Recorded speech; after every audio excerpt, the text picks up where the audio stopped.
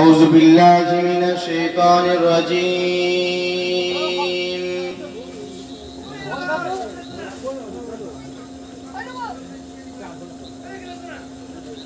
بسم الله الرحمن الرحيم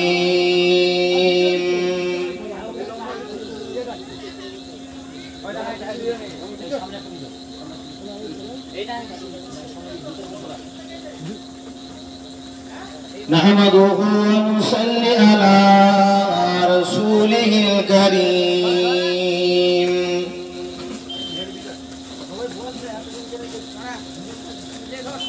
أما بعد فيا أيها الهاجرون رحمنا ورحمكم الله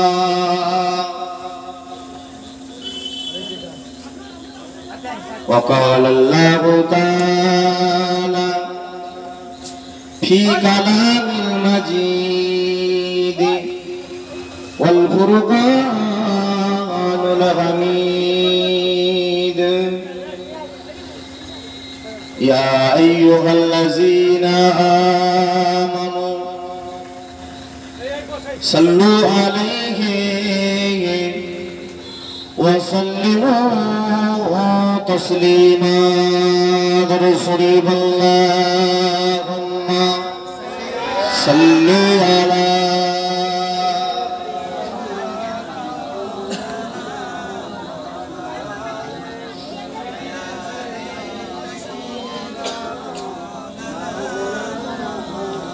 محبت بھرنا اللهم صل على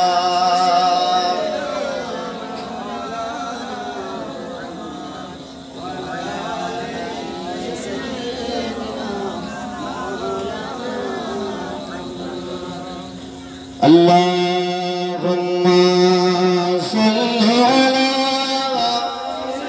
سيدنا مولانا محمد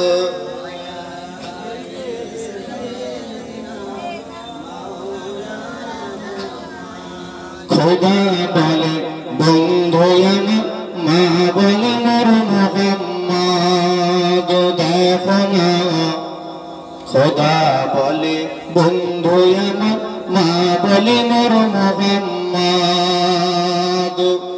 हाथ नबी आबाशते पड़े रब मदीनाय हाथ नबी आबाशते पड़े रब मदीनाय तो चरण धुलाई धुला हुए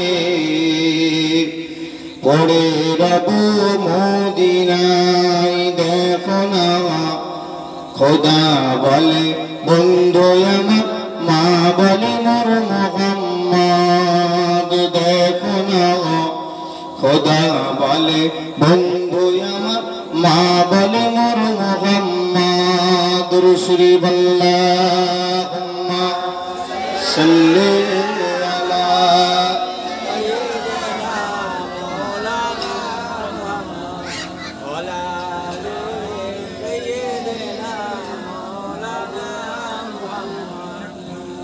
मुस्तफा मुस्तफा मुस्तफा मुस्तफा मुस्तफा मुस्तफा मुस्तफा मुस्तफा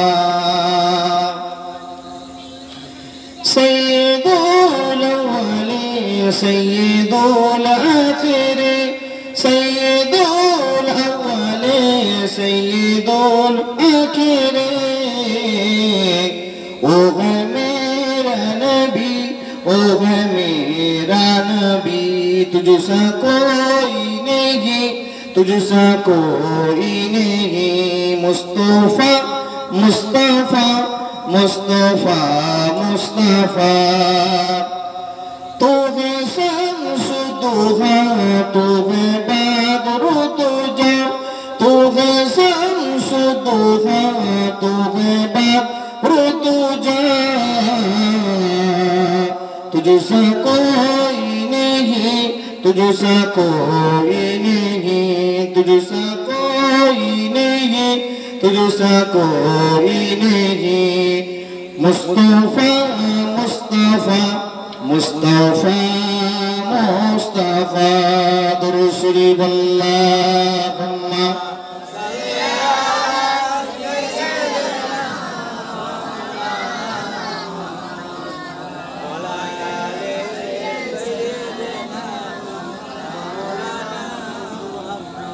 আল্লাহ তুমি কত মহান কত ভালো বন্ধু,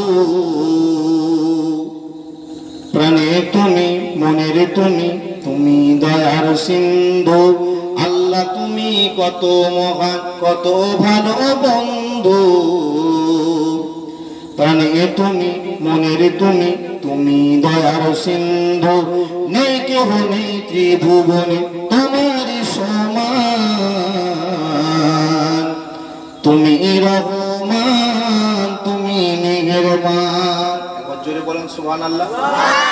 কবি বলছেন, আল্লাহ পাকের কথা প্রশংসা করে কবি বলছেন যে আল্লাহ পাক রব্বি আল্লাহ মাবুদ আপনি মহান, আপনার জন্যই তো তামাম পৃথিবী, আপনার দয়ার ওসিলায় একবার জোরে বলেন না সুবহানাল্লাহ। আল্লাহ তুমি কত মহান কত ভালো বন্ধু, প্রাণে তুমি মনের তুমি, তুমি দয়ার সিন্ধু। নেই কেহ নেই ত্রিভুবনে তোমার সমান, তুমি রহমান তুমি মেহেরবান, তুমি রহমান তুমি মেহেরবান।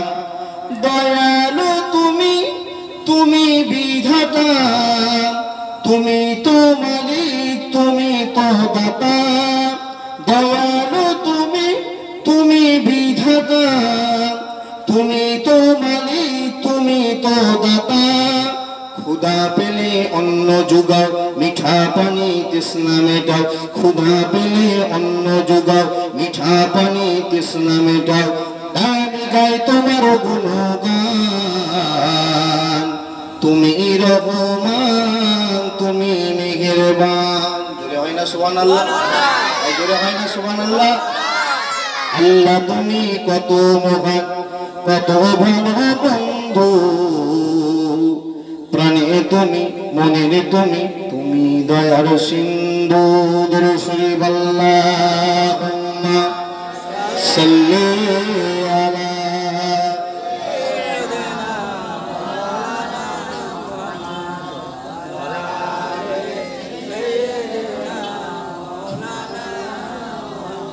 সকলে একটু উচ্চ আওয়াজে জিকির করুন কালিমা লা ইলাহা ইল্লাল্লাহ। জোরে জোরে বলেন লা ইলাহা ইল্লাল্লাহ, লা ইলাহা ইল্লাল্লাহ, লা ইলাহা ইল্লাল্লাহ। तौहीद का डंका आलम में बजुआ दिया कमली वाले ने। तौहीद का डंका आलम में बजुआ दिया कमली वाले ने। पी पी के पियाले कौसर के लौटेंगे मजा जी भर भर के। इन्ना तैना कल कौसर फरमा दिया कमली वाले ने। दीन मिला ईमान मिला, पढ़ने के लिए कुरान मिला। जो कुछ देने का था सब कुछ दिलवा दिया कमली वाले ने। बोली ला इलाहा ला इलाहा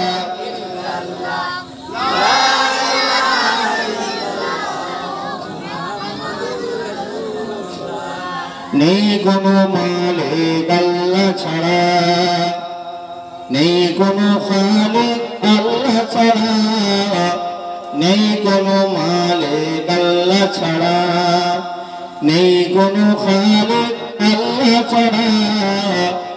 নেই কোনো দাতা আল্লাহ ছাড়া, নেই কোনো প্রভু আল্লাহ ছাড়া পড়ি লা ইলাহা ইল্লাল্লাহ।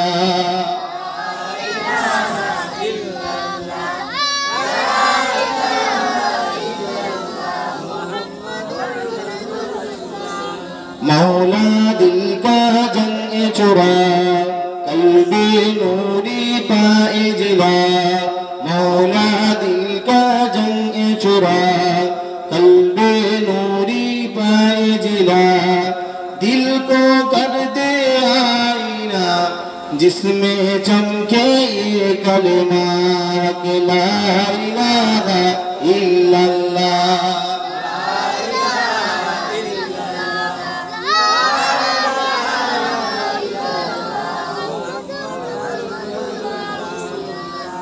दुरूद शरीफ अल्लाहुम्मा सल्ली अला।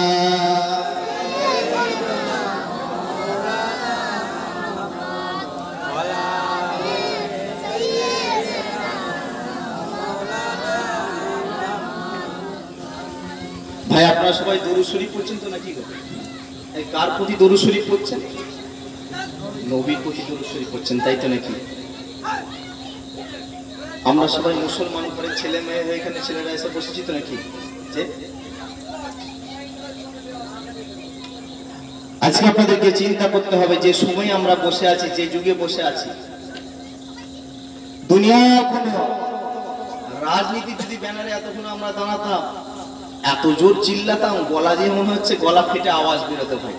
কিন্তু যে জায়গায় আমরা বসেছি, আল্লাহ এবং আল্লাহ রসুলের মাহফিলে আমরা বসেছি, যে মাহফিলেতে বসলে কি লাভ আছে? আপনি বাড়ি থেকে হেঁটে হেঁটে হেঁটে হেঁটে যে আসছেন এই মাহফিল, আল্লাহ আল্লাহ রসুলের কথাবার্তা শোনার জন্য উদ্দেশ্য করে রওনা দিয়েছেন, যে এই জায়গায় একটা পাক মাহফিল হচ্ছে, আল্লাহ আল্লাহ রসুলের কথাবার্তা আলাপ আলোচনা করা হবে। এই প্রতিটা কদম একটা করে পা হেঁটে হেঁটে আসছেন যে মাহফিলেতে, এই একটা করে পা হেঁটে আসার ওসিলায় আল্লাহ পাক 10টা করে সওয়াব দিয়ে 10টা করে জীবনের গুনাহ মাফ করে দিতে থাকেন। জোরে বলেন না সুবহানাল্লাহ। নবীর মাহফিলে বসছেন, যাতা কথা নয়। এই তো সেই মাহফিল যে মাহফিলেতে বসে বসে খাজা গরিবে নওয়াজ হুজুর আমার ওয়াজ করেছিল, কিছু কম বেশি 90 লক্ষ মানুষ ইসলাম গ্রহণ করে আল্লাহকে চিনেছিল। একবার জোরে বলেন না সুবহানাল্লাহ। এই সেই মাহফিল যে মাহফিলেতে বসেছিলেন আপনার আমার মতো মানুষ, ওয়াজ করেছিলেন মুজাদ্দিদুজ জামান ফুরফুরা পীর আবু বকর সিদ্দিক রাহমাতুল্লাহ আলাইহি। হুজুর ওয়াজ করেছিলেন, কিছু কম বেশি হাজার হাজার মানুষ ইসলামের কলেমা পড়ে আল্লাহকে চিনে গিয়েছিল। একবার জোরে বলেন না সুবহানাল্লাহ। এই সেই মাহফিল যে মাহফিলটাকে বলা হয় বয়স্কদের একটা মাদ্রাসা, বয়স্কদের একটা শিক্ষা নেওয়ার জায়গা। ভাই কথা ঠিক কিনা জোরে বলেন। আজকে জুয়ান যুবকেরা স্কুল কলেজে যেতে পারে, কিন্তু আমার মুরব্বী আব্বারা স্কুল কলেজে যেতে পারে না। তাদের জন্য এই ওয়াজের মাহফিল তৈরি করা হয়েছে। এই ওয়াজের মাহফিলেতে বসে বসে তারা একটু আল্লাহ এবং আল্লাহ রসুলকে চিনবে, এবং শুধু রসুলকে চিনবে না, ইসলামের তাহাজ্জুদ তামাত্তু, ইসলামের কানুন নিয়ম কানুন সমস্ত কিছু জানতে পারবে। সেই জন্য এই মুজাদ্দিদুজ জামান সর্বপ্রথম ফুরফুরার পীর আবু বকর সিদ্দিক রাহমাতুল্লাহ আলাইহি বাংলার জমিনেতে এই মাহফিলকে, ওয়াজের মাহফিলকে চালু করে দিয়ে গেলেন। একবার জোরে বলেন না সুবহানাল্লাহ। অনেকে আবার মাহফিলের বিরোধী করে, অনেকে বলে এই জলসার মাহফিল করে কি লাভ আছে? জলসার মাহফিল করে কিছু লাভ নাই। কি হবে জলসার মাহফিল করে? কিছুক্ষণ ওয়াজ করলাম আর মানুষ হেদায়েত হবে? এই অনেকে এরকম বলে না গো, যে তাদের দিকে খেয়াল করবেন না, তাদের দিকে কান দেবেন না।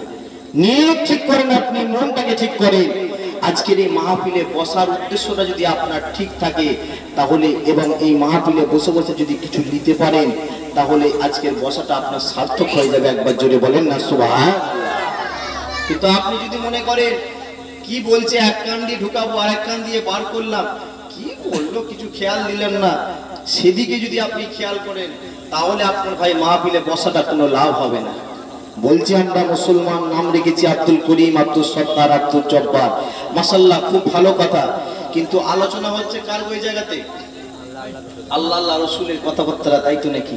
যে গ্রামে কটা ঘর আছে? মোটামুটি 70খানা বাড়ি আছে। 70খানা বাড়ি থেকে যদি দুটো করে মানুষ এই জায়গায় এসে বসতো, জায়গা দিয়ে যেত ভাই? এই জন্য বলেন শুধু মুখে বললে হবে না আল্লাহ আল্লাহ রসুলকে মহাব্বত করি, নামধারী মুসলমান হলে হবে না, কামধারী মুসলমান হতে হবে ভাই, তবেই আপনার মুসলমান হওয়াটা সার্থক দেবে। শুধু নামে না রাখলে হবে না, আব্দুল করিম আব্দুল সত্তার নাম রাখলে হবে না, শুধু খেলাম গোশ নামে মুসলমান, সে মুসলমান হওয়াটা আপনার কোনো কিছু কাজে আসবে না ভাই। তাই প্রথমেই বলি, মুসলমান হয়েছেন যখন তিনটে জিনিস আপনাদেরকে একটুখানি ঠিক রাখতে হবে। একটা হলো হোশ, আর একটা জোশ, আর একটা গোশ। মাশাআল্লাহ, গোশ তো আমরা সবাই খাই, এতে কোনো অসুবিধা নাই।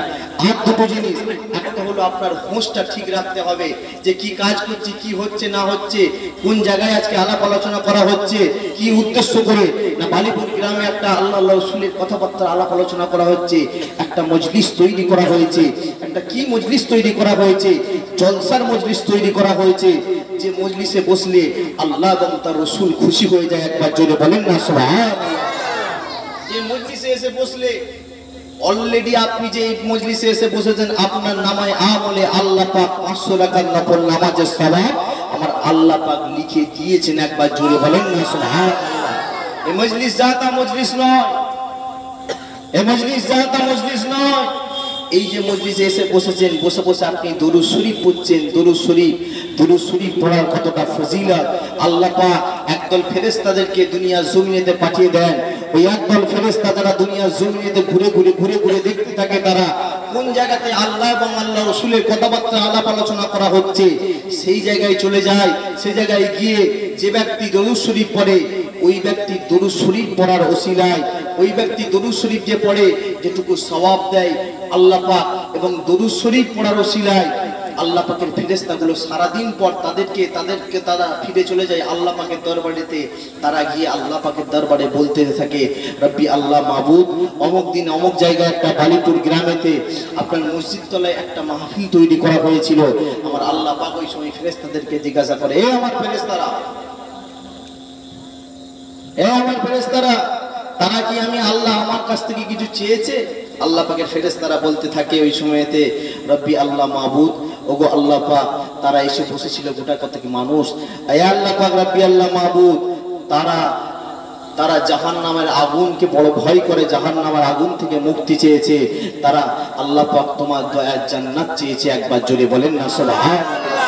আল্লাহ পাক ওই সময় বলতে থাকে, আমার ফেরেশতারা, তারা তো জাহান্নামের আগুন দেখে নাই, জাহান্নাম কি তারা দেখেছে? আল্লাহ পাকের ফেরেশতারা বলতে থাকে, রব্বি আল্লাহ, না, তারা জাহান্নাম দেখে নাই। আল্লাহ পাক তখন বলতে থাকে, আমার ফেরেশতারা, তাহলে জাহান্নাম যখন দেখে নাই, তাহলে তারা জাহান্নামের আযাব কেমন হবে কঠিন, তারা জানলো কিভাবে?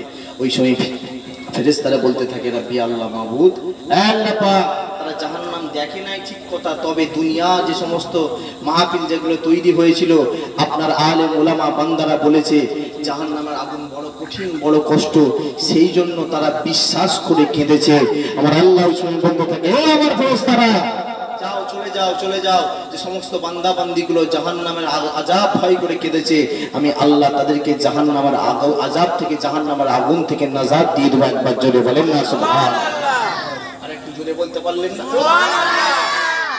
মুসলমান ঘরে ছেলেমেয়েরা, নওজওয়ানেরা, যুবকেরা, আব্বারা, তরুণেরা, ওগো আমার নবী পাকের পাগলেরা, কানটা খাড়া করে শুয়ে গিয়েছেন, কিয়ামতের দিনটা হবে বড় কঠিন দিন, যেদিনটা কেউ কারো হবে না।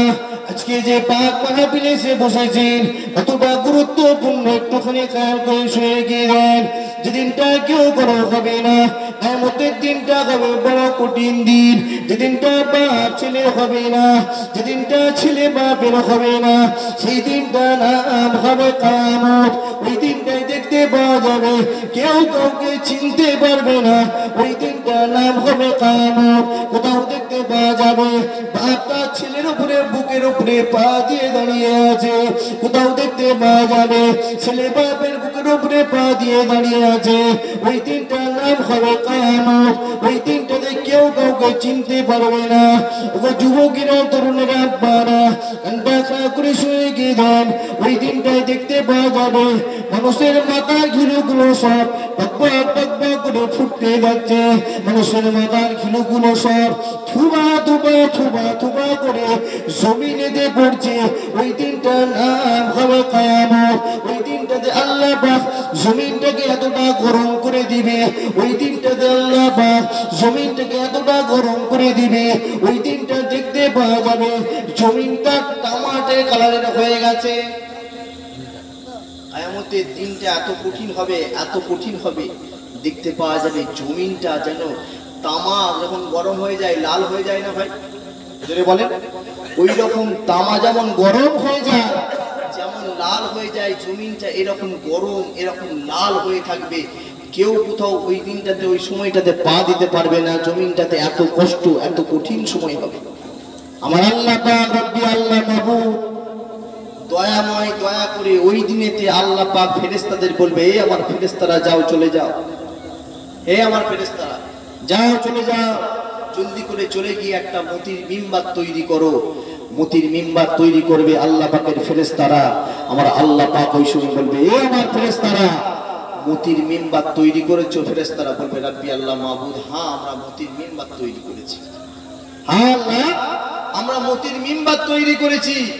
আল্লাহ পাকের ফেরেশতাদেরকে ওই সময় আমার আল্লাহ পাক বলবে, এগো আমার ফেরেশতারা যাও চলে গিয়ে জলদি করে যে সমস্ত বান্দা বান্দিগুলো দুনিয়ার জমিনেতে জান্নাতের বাগানেতে জান্নাতের মাহফিলেতে এসে বসেছিল, ওই সমস্ত বান্দা বান্দিগুলোর হাতগুলো টেনে টেনে টেনে টেনে নিয়ে এসে এই কঠিন দিনটাতে মতির মিম্বার বসিয়ে দেওয়া। একবার জোরে বলেন না সুবহানাল্লাহ, একটু জোরে বলতে পারলেন না?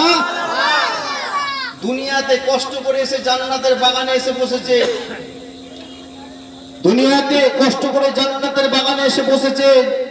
এই কষ্ট করে বসার জন্য দুনিয়াতে যদি আপনি জান্নাতের বাগানে যে কষ্ট করে বসেছেন, এই কষ্ট করে বসে থাকার জন্য আমার আল্লাহ দয়াময় দয়া করে সেই দিনটাতে আপনাকে আমাকে জান্নাতের বাগানে বসার জন্য মতির মিম্বারে বসিয়ে দিয়ে সারা শরীর দিয়ে আমার আল্লাহ পাক দয়াময় দয়া করে নূর জাহির করে দেবে। একবার জোরে বলেন না সুবহানাল্লাহ।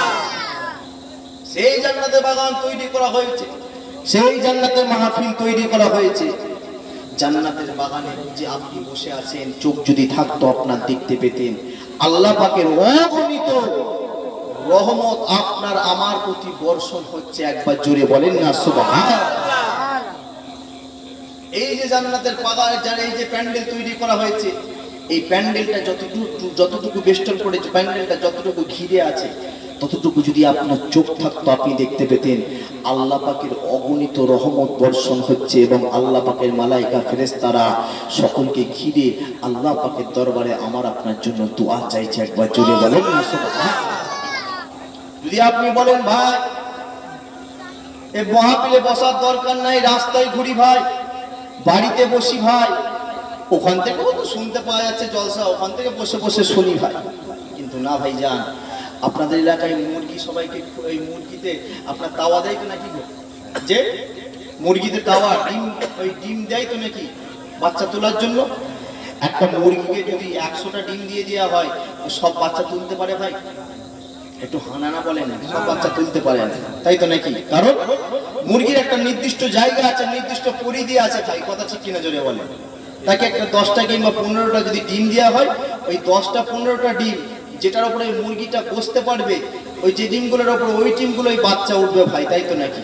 কিন্তু বাকি ডিমগুলো সব বাবা হয়ে যাবে, কথা ঠিক কিনা জোরে বলেন। ঠিক অনুরূপ ভাবে এই যে যতটা জায়গা ঘেরা আছে প্যান্ডেলটা, যতটা জায়গা ঘেরা আছে প্যান্ডেলটা, এই জায়গার ভিতরে যারা এসে বসেছে আল্লাহ পাকের অগণিত রহমত তাদের উপরে বর্ষণ হচ্ছে। একবার জোরে বলেন না সুবহানাল্লাহ। যারা বাইরে বাইরে বাইরে বাইরে আমার যুবক ভাইয়েরা ঘুরছে, যারা বিভিন্ন দোকানে রাস্তার উপরে দাঁড়িয়ে আছে, যারা তারা ঠিক অগণিত ভাবে যেমন ওই মুরগির ডিম বাবা হয়ে যায়, ঠিক তারা আল্লাহ পাকের রহমত থেকে আপনার আল্লাহ পাকের রহমত থেকে তারা বঞ্চিত হয়ে যে ওই বাবা ডিমের মতো হয়ে যাচ্ছে ভাই। তাই অনুরোধ করে বলছি, যারা রাস্তার উপরে দাঁড়িয়ে আছেন, বছরে তো একটাই দিন, বছরে তো একটাই দিন মাহফিল কায়েম করা হয়েছে, মাশাআল্লাহ, সকলে চলে আসেন, একটু পাক মাহফিলে বসেন, আলোচনা করতে যাতে সুবিধা হয়, সকলে চলে আসেন পাক মাহফিলে। একবার একটু উচ্চ আওয়াজে একবার দুরূদ শরীফ পড়েন, আল্লাহুম্মা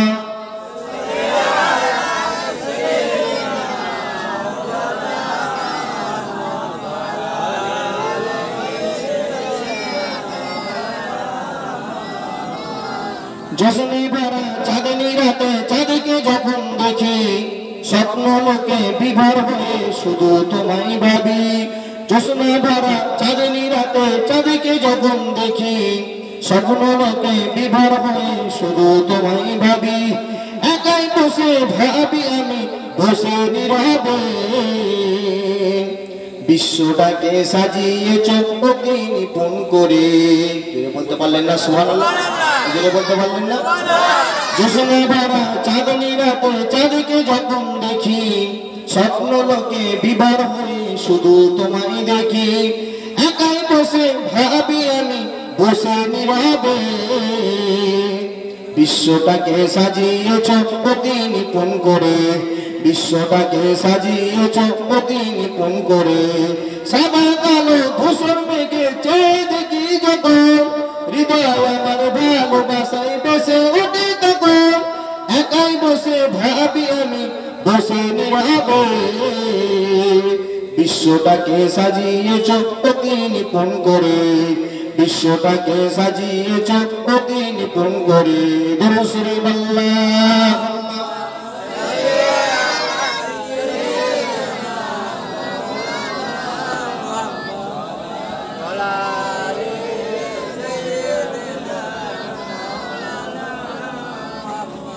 প্যারে হাজিরান মজলিস, উপস্থিত আমার সম্মুখে বসে থাকা দিন দরদি, ইসলাম দরদি, নামাজি, মুত্তাকি আমার মুরব্বী কেরামেরা, নওজোয়ান যুবকেরা, আজকে জলসার একনিষ্ঠ হিতাকাঙ্ক্ষী কমিটি সাহেবান বলে, ছোট ছোট কচি কাচি স্নেহের বাচ্চারা, আমার ধার্মিক মা বোনেরা, আমি আপনাদের ভাই, আপনাদের ছেলে মোহাম্মদ হাসানুজ্জামান ফাতিহি এসেছি আপনাদের খিদমতে। অল্প সময় আলাপ আলোচনা করতে। মাশাআল্লাহ, সবাই খুশি তো নাকি? এই জন্য বলে যে খুশি তো নাকি? আর এই যে জলসা কায়েম করা হয়েছে, এতে আপনারা সবাই খুশি যে কারা কারা খুশি নয় একটু হাত তুলে দেখান তো দেখি। সর্বনাশ, 12টা বাজানে এখনই করি খাটাই, এখনই যদি 12টা বেজে যায় ভাই কি হবে গো? একটু এদিকে খেয়াল দিতে হবে, ওয়াজ শুনতে হবে, ভালো করে খেয়াল করে শুনতে হবে। এক কান দিয়ে ঢুকালেন আর এক কান দিয়ে বার করে দিলেন, সেরকম ওয়াজ শুনলে হবে না ভাই। বুঝে আসছে যে ওয়াজ শুনতে হবে, শুনে বুঝতে হবে এবং তার থেকে বেশি আমল করতে হবে, তবেই ওয়াজ শোনাটা কাজে আসবে ভাই। কথা ঠিক কিনা জোরে বলেন? এক কান দিয়ে ঢুকালেন আর এক কান দিয়ে বার করে দিলেন, তাহলে ওই ওয়াজ শোনাটা কিছু কাজে আসবে না। আমার দিনদার ইমানদার ভাইয়েরা, নেককার আল্লাহওয়ালা বাপেরা, তো যে কথা বলতে চাইছিলাম, মাশাআল্লাহ সন্ধ্যার পর থেকে নিয়ে মসজিদের ইমাম সাহেব হয়তো আলাপ আলোচনা করছিলেন নাকি গো? হ্যাঁ, আলাপ আলোচনা করেছেন, আরেক একের পর এক ওলামা হযরতরা আসবেন। মাশাআল্লাহ সকলে খুশি তো নাকি গো? দেখি একটু কতটা খুশি, একটু তাকবীর দেন দেখি। নারে তাকবীর। মানে ছেলে হয়েছে, আওয়াজ এত আসতে হলে হবে ভাই, একটু জোরে সোরে একটু গলা থেকে ছাড়িয়ে একটু দেন দেখি তাকবীর। নারে তাকবীর, নারে তাকবীর, নারে তাকবীর, নারে তাকবীর। মাশাআল্লাহ, এই তো আস্তে আস্তে বেড়ে যাচ্ছে, এবার খুশি। আমার দিনদার ইমানদার ভাইয়েরা, নেককার আল্লাহওয়ালা বাপেরা, তো যে কথা বলছিলাম আস্তে আস্তে আলোচনার দিকে এগিয়ে যাই। প্রথমে একটা কথা আপনাদেরকে বললাম যে ওয়াজ শুনতে হবে এবং সেদিকে খেয়াল রাখতে হবে। ওই এক কান দিয়ে ঢুকালেন আর এক কান দিয়ে বার করে দিলেন, সেরকম না হয়ে যায়, তাহলে ভাই ওয়াজ শোনাটা কিছু আপনার কাজে আসবে না, যদি এক কান দিয়ে ঢুকান আর এক কান দিয়ে বার করে দেন ভাই। এখন হয়ে গেছে কেমন জানেন, ছোট্ট একটা ঘটনা রেখে আস্তে আস্তে আলোচনার দিকে এগিয়ে যাব। এক বিহারি বুড়ি ছিল, ওই বিহারি বুড়ি বড় শখ, এই এক বাঙালি বুড়ি ছিল, তার বড় শখ যে ইন্ডিয়া থেকে আপনার যারা বাংলায় ওয়াজ করে তাদেরকে নিয়ে ওয়াজ করাবো না, আমি একটা ঘরে মাহফিল তৈরি করব, একটা ওয়াজের মাহফিল করব, বিদেশ থেকে একটা আলেম নিয়ে আসবো, বিহারি আলেম, যে বিহারি আলেম এলে হিন্দিতে ওয়াজ করবে ভাই। কথা ঠিক কিনা জোরে বলে? বিভিন্ন জায়গার ভাষা বিভিন্ন রকম তো নাকি, যে বিভিন্ন জায়গার ভাষা বিভিন্ন রকম। তো এখন বিহার থেকে যে মৌলানা আসবে তিনি নিশ্চয়ই হিন্দিতেই ওয়াজ করবেন। বুড়ির বড় শখ, বুড়ির বড় ইচ্ছা যে বিহারি মৌলানা নিয়ে এসে আমি ওয়াজ করাবো। তো যাই হোক, মাশাআল্লাহ খুব ভালো কথা। বুড়ি কি করেছে, খোঁজ করে একটা বিহারি মৌলানা আপনার ফোন নাম্বার নিয়ে দাওয়াত করে দিয়েছে, ঠিক যেদিন জলসা সেদিনের তারিখ দিয়ে দাওয়াত করে দিয়েছে। আমার দিনদার ইমানদার ভাইয়েরা, নেককার আল্লাহওয়ালা বাপেরা, ভালো করে বোঝার চেষ্টা করেন, যেটুকু বোঝাচ্ছি বোঝাবার চেষ্টা করেন। এখন যেদিন জলসা ঠিক সেদিনেতে বিহারি মৌলানা এসে পৌঁছে গেছে ভাই। যেদিন জলসা সেদিনেতে বিহারি মৌলানা ঠিক ওই জলসা যেখানে সে জায়গাতে এসে পৌঁছে গেছে। এখন বিহারি মৌলানা এসে পৌঁছাবার পর বুড়ি কি করেছে, বিভিন্ন ধরনের রান্না বান্না, বিভিন্ন রকমের তরি তরকারি রান্না করে অনেক রকম আইটেম করেছে ভাই। কেন বিভিন্ন জায়গায় বিভিন্ন রকমের সিস্টেম ভাই, কথা ঠিক কিনা জোরে বলে। বিভিন্ন জায়গায় বিভিন্ন রকমের সিস্টেম, বিভিন্ন জায়গায় বিভিন্ন রকমের খাওয়া দাওয়া। আমাদের এখানে যেমন আপনার যেরকম খাওয়া দাওয়া, আপনি যদি 24 পরগনার দিকে চলে যান, 24 পরগনার দিকে জলসা মাহফিলে প্রায় যায়, তো ওদিকে যে যদি গিয়ে দেখেন আপনি, ওদিকে সিস্টেম একটুখানি আলাদা। ওদিকে সবাই শেষে খাওয়া দাওয়া হয়ে গেলে ভাত দিবে, সব দিবে, তরকারি তরি তরকারি, সবাই শেষের দিকে গোস্ত দিবে, সবাই শেষের দিকে গোস্ত দিয়ে আসবে। আবার আপনি ওদিক থেকে চলে যে আপনার ওদিকে না যে যদি আপনি চলে যান আসামের দিকে চলে যান, আসামেও যায় বিভিন্ন জায়গায় প্রোগ্রামেতে মাসাল্লাহ, সব এলাকার অনেক ভাই থাকে তো আসামেতে, না কি গো, গুয়াহাটি টাউনে অনেক সব ভাই থাকে, ওই ময়না ভাই টয়না ভাই অনেক সবাই থাকে, চিনি মাসাল্লাহ। তো যাই হোক, ওদিকে যদি চলে যান আপনি, আসামে চলে যান, আসামের সিস্টেম দেখবেন আপনি, আপনার সারাদিনেতে মোটামুটি সারাদিনেতে আসামে যে সমস্ত জায়গায় জলসায় যায় 7 থেকে 8 বার ভাই ভাত খেতে দিবে শুধু সারাদিনেতে, সেদিকে সিস্টেম। আবার সারাদিন খাওয়ার পরেতে সবাই শেষে ডাল নিয়ে আসবে, ডাল। এটা হলো সেই যুগের সিস্টেম, সেদিকে আপনার সেই দিকের আপনার সেই এলাকার কৃষ্টি কালচার। আপনি আবার বাংলাদেশে যদি চলে যান, বাংলাদেশে সর্বপ্রথম আপনার 3 থেকে 4 বছর আগে যখন জলসায় গিয়েছিলাম ভাইজান, বলছে একটা জায়গাতে, সিলেটের একটা জায়গায় আমাকে বলছে, ভাইজান শুকনো গু খাবেন না ভিজে গু? আমি বলি সর্বনাশ, গু খেয়ে মারবে না কি রে বাবা, কি কথা রে বাবা। বলছে শুকনো গু খাবেন না ভিজে গু? বলি সর্বনাশ, কি কথা রে বাবা। সাথে আমার একজন ছিল, সে আমাকে নিয়ে গিয়েছিল ভাই। তো বিভিন্ন জায়গায় আল্লাহ পাক খিদমতে নিয়ে যায়। সে বলছে ভাইজান এই শুকনো গু ভিজে গু মানে হচ্ছে আপনার, শুকনো গু মানে হচ্ছে আপনার মুড়ি চানাচুরি এসব শুকনো খাবার আর কি, ভিজে গু মানে ভাত ফাতে এবং তরি তরকারি আর কি। তো আমার দিনদার ইমানদার ভাইয়েরা, বিভিন্ন জায়গায় বিভিন্ন রকমের সিস্টেম, কথাবার্তাও বিভিন্ন রকমের। তো যে কথা আমি বলতে চাইছিলাম, ওই যে দিনেতে জলসার মাহফিল, ওই দিনেতে এখন বুড়ি এসেছে, বুড়ি যে ঘরেতে দাওয়াত করেছিল বিহারি আলেম, বিহারি মৌলানা এসেছে। বিহারি মৌলানা আসার পরেতে বুড়ি বিভিন্ন রকমের খাবারের আয়োজন করেছে। এখন বুড়ি সর্ববিয়া অনেক রকম খাবারের আয়োজন করেছে। বুড়ি কি করেছে, আপনার বিহারি মৌলানা যে এসেছে, বিহারি মৌলানা এসেই বলছে, এ বুড়ি খানে কে লিয়ে কুছ হ্যাঁ? এই তো বাঙালি বুড়ি, এই তো বিহারি কথা হিন্দি কথা কিছু বুঝে না। বুড়িকে যখন এরকম করে দেখাচ্ছে, বুড়ি মনে মনে করছে হয়তো কিছু খেতেই চাইছে, এরকম করে দেখাচ্ছে যখন সবাই বুঝে যাবে ভাই কথা ঠিক কিনা জোরে বলেন। তো বুড়ি মনে করছে এরকম করে যখন বলছে খানে কে লিয়ে কুছ হ্যাঁ, মনে করছে যে না খাওয়ার জন্যই কিছু বলছে। বুড়ি কি করেছে, ভাত ডাল তরি তরকারি বিভিন্ন রকমের অনেক রকমের রান্না করেছে। বুড়ি এখন নিয়ে গেছে, ভাত নিয়ে গেছে, বুড়ি রান্না করেছিল কচুর তরকারি, কচু নিয়ে গেছে। বুড়ি নিয়ে গেছে, সর্বপ্রথম ভাবছে বুড়ি যে কচুর তরকারি একটুখানি দিই, তারপরে সব অন্যান্য তরি তরকারি দেবো। বুড়ি নিয়ে গেছে, বুড়িকে নিয়ে যাওয়ার পরেতে ভাত দিয়েছে, ভাতের সঙ্গে একটুখানি কচুর তরকারি বুড়ি দিয়েছে মৌলানা সাহেবকে। বুড়িকে তখন ওই মৌলানা সাহেব বলছে, এ বুড়ি और कुछ है? তো বাঙালি বুড়ি বুঝে না হিন্দি কথা, মনে করছে और कुछ है মানে হচ্ছে কচু রান্না খেতে চাইছে। বলছে और कुछ है, কচু রান্না খেতে চাইছে, একটুখানি তরকারি কচু দিয়ে আবার একটুখানি দিয়েছে। তখন বিহারি মৌলানা ভাবছে যে কি ব্যাপার, আরেকবার কচু তরকারি দিল কেন, একবার তো দিল। আবার বিহারি মৌলানা বলছে বুড়িকে, এ বুড়ি और कुछ है? বুড়ি মনে করছে সর্বনাশী, বিহারি মৌলানা মনে হচ্ছে শুধু কচুই খায়, আবার একটুখানি দিয়েছে কচু। এদিকে বিহারি মৌলানা আস্তে আস্তে রেগে ফায়ার হয়ে যাচ্ছে, ভাবছে খিদে এত লেগেছে শুধু দিচ্ছে বুড়ি কচু কচু। তো শেষে বুড়িকে বলছে, এ বুড়ি और कुछ है? বুড়ি মনে করছে সর্বনাশ, সেই কচুই চাইছে মনে হচ্ছে, তো আবার কি করছে কচুর গামলা নিয়ে কচু তরকারি আবার একটুখানি দিয়েছে। এদিকে বিহারি মৌলানা এদিকে খিদে খুব জোরদার লেগেছে, খুব রেগে গেছে, ভাবছে কি ব্যাপারে বাবা, এলাম বিদেশ থেকে, হ্যাঁ শুধু কচুই দিচ্ছে আর কচুই দিচ্ছে। বলছে বুড়ি ভালো করে বুঝে বলছে और कुछ है? বুড়ি তো একই ভাবছে যে মনে হচ্ছে কচুই চাইছে, আর কচুর গামলা নিয়ে সময় উল্টে দিয়েছে বুড়ি। তো বিহারি মৌলানা রেগে বম ওই সময়। তো আমার দিনদার ইমানদার ভাইয়েরা, বলার উদ্দেশ্য আমার এটুখানি, যেটুকু বুঝবেন, যেটুকু বলবো সেটুকু বুঝার চেষ্টা করবেন। ওই বুড়ির মতো যেন না হয়ে যায়। বলবো এক আর বুঝবেন এক, সেরকম শুনলে ভাই, সেরকম হলে ওয়াজ শোনাটা ভাই কিছু কাজে আসবে না। আমার দিনদারি ইমানদার ভাইয়েরা, নেককার আল্লাহওয়ালা বাবেরা, ওয়াজ প্রথমেই বলেছি শুনতে হবে এবং তার থেকে বেশি বুঝতে হবে এবং তার থেকে বেশি আমল করতে হবে, তবেই তো ওয়াজ শোনাটা আপনার কাজে আসবে ভাই। কথা ঠিক কিনা জোরে বলে? আমার দিনদারি ইমানদার ভাইয়েরা, চলেন আস্তে আস্তে আলোচনার দিকে এগিয়ে যাই। বিসমিল্লাহির রহমানির রহিম। আল্লাহ পাক পবিত্র কোরআন শরীফের মধ্যে জানালেন, 5 পারা 6 পারা কোরআন শরীফের মধ্যে জানালেন আল্লাহ পাক কোরআন শরীফের মধ্যে জানালেন, আপনার সূরা আল মাইদার মধ্যে জানালেন, কদ জাআকুম মিনাল্লাহি নূরুন ওয়া কিতাবুম মুবিন। আমি আল্লাহ পাক তোমাদের কাছে দুটো জিনিস পাঠালাম, দুটো জিনিস পাঠালাম। কদ জাআকুম মিনাল্লাহি নূরুন ওয়া কিতাবুম মুবিন। আমার আল্লাহ পাক বললেন যে আমার বান্দা বান্দিরা, তোমাদের কাছে আমি আল্লাহ দুটো জিনিস পাঠালাম, একটা হলো কিতাব আর একটা হলো নূর।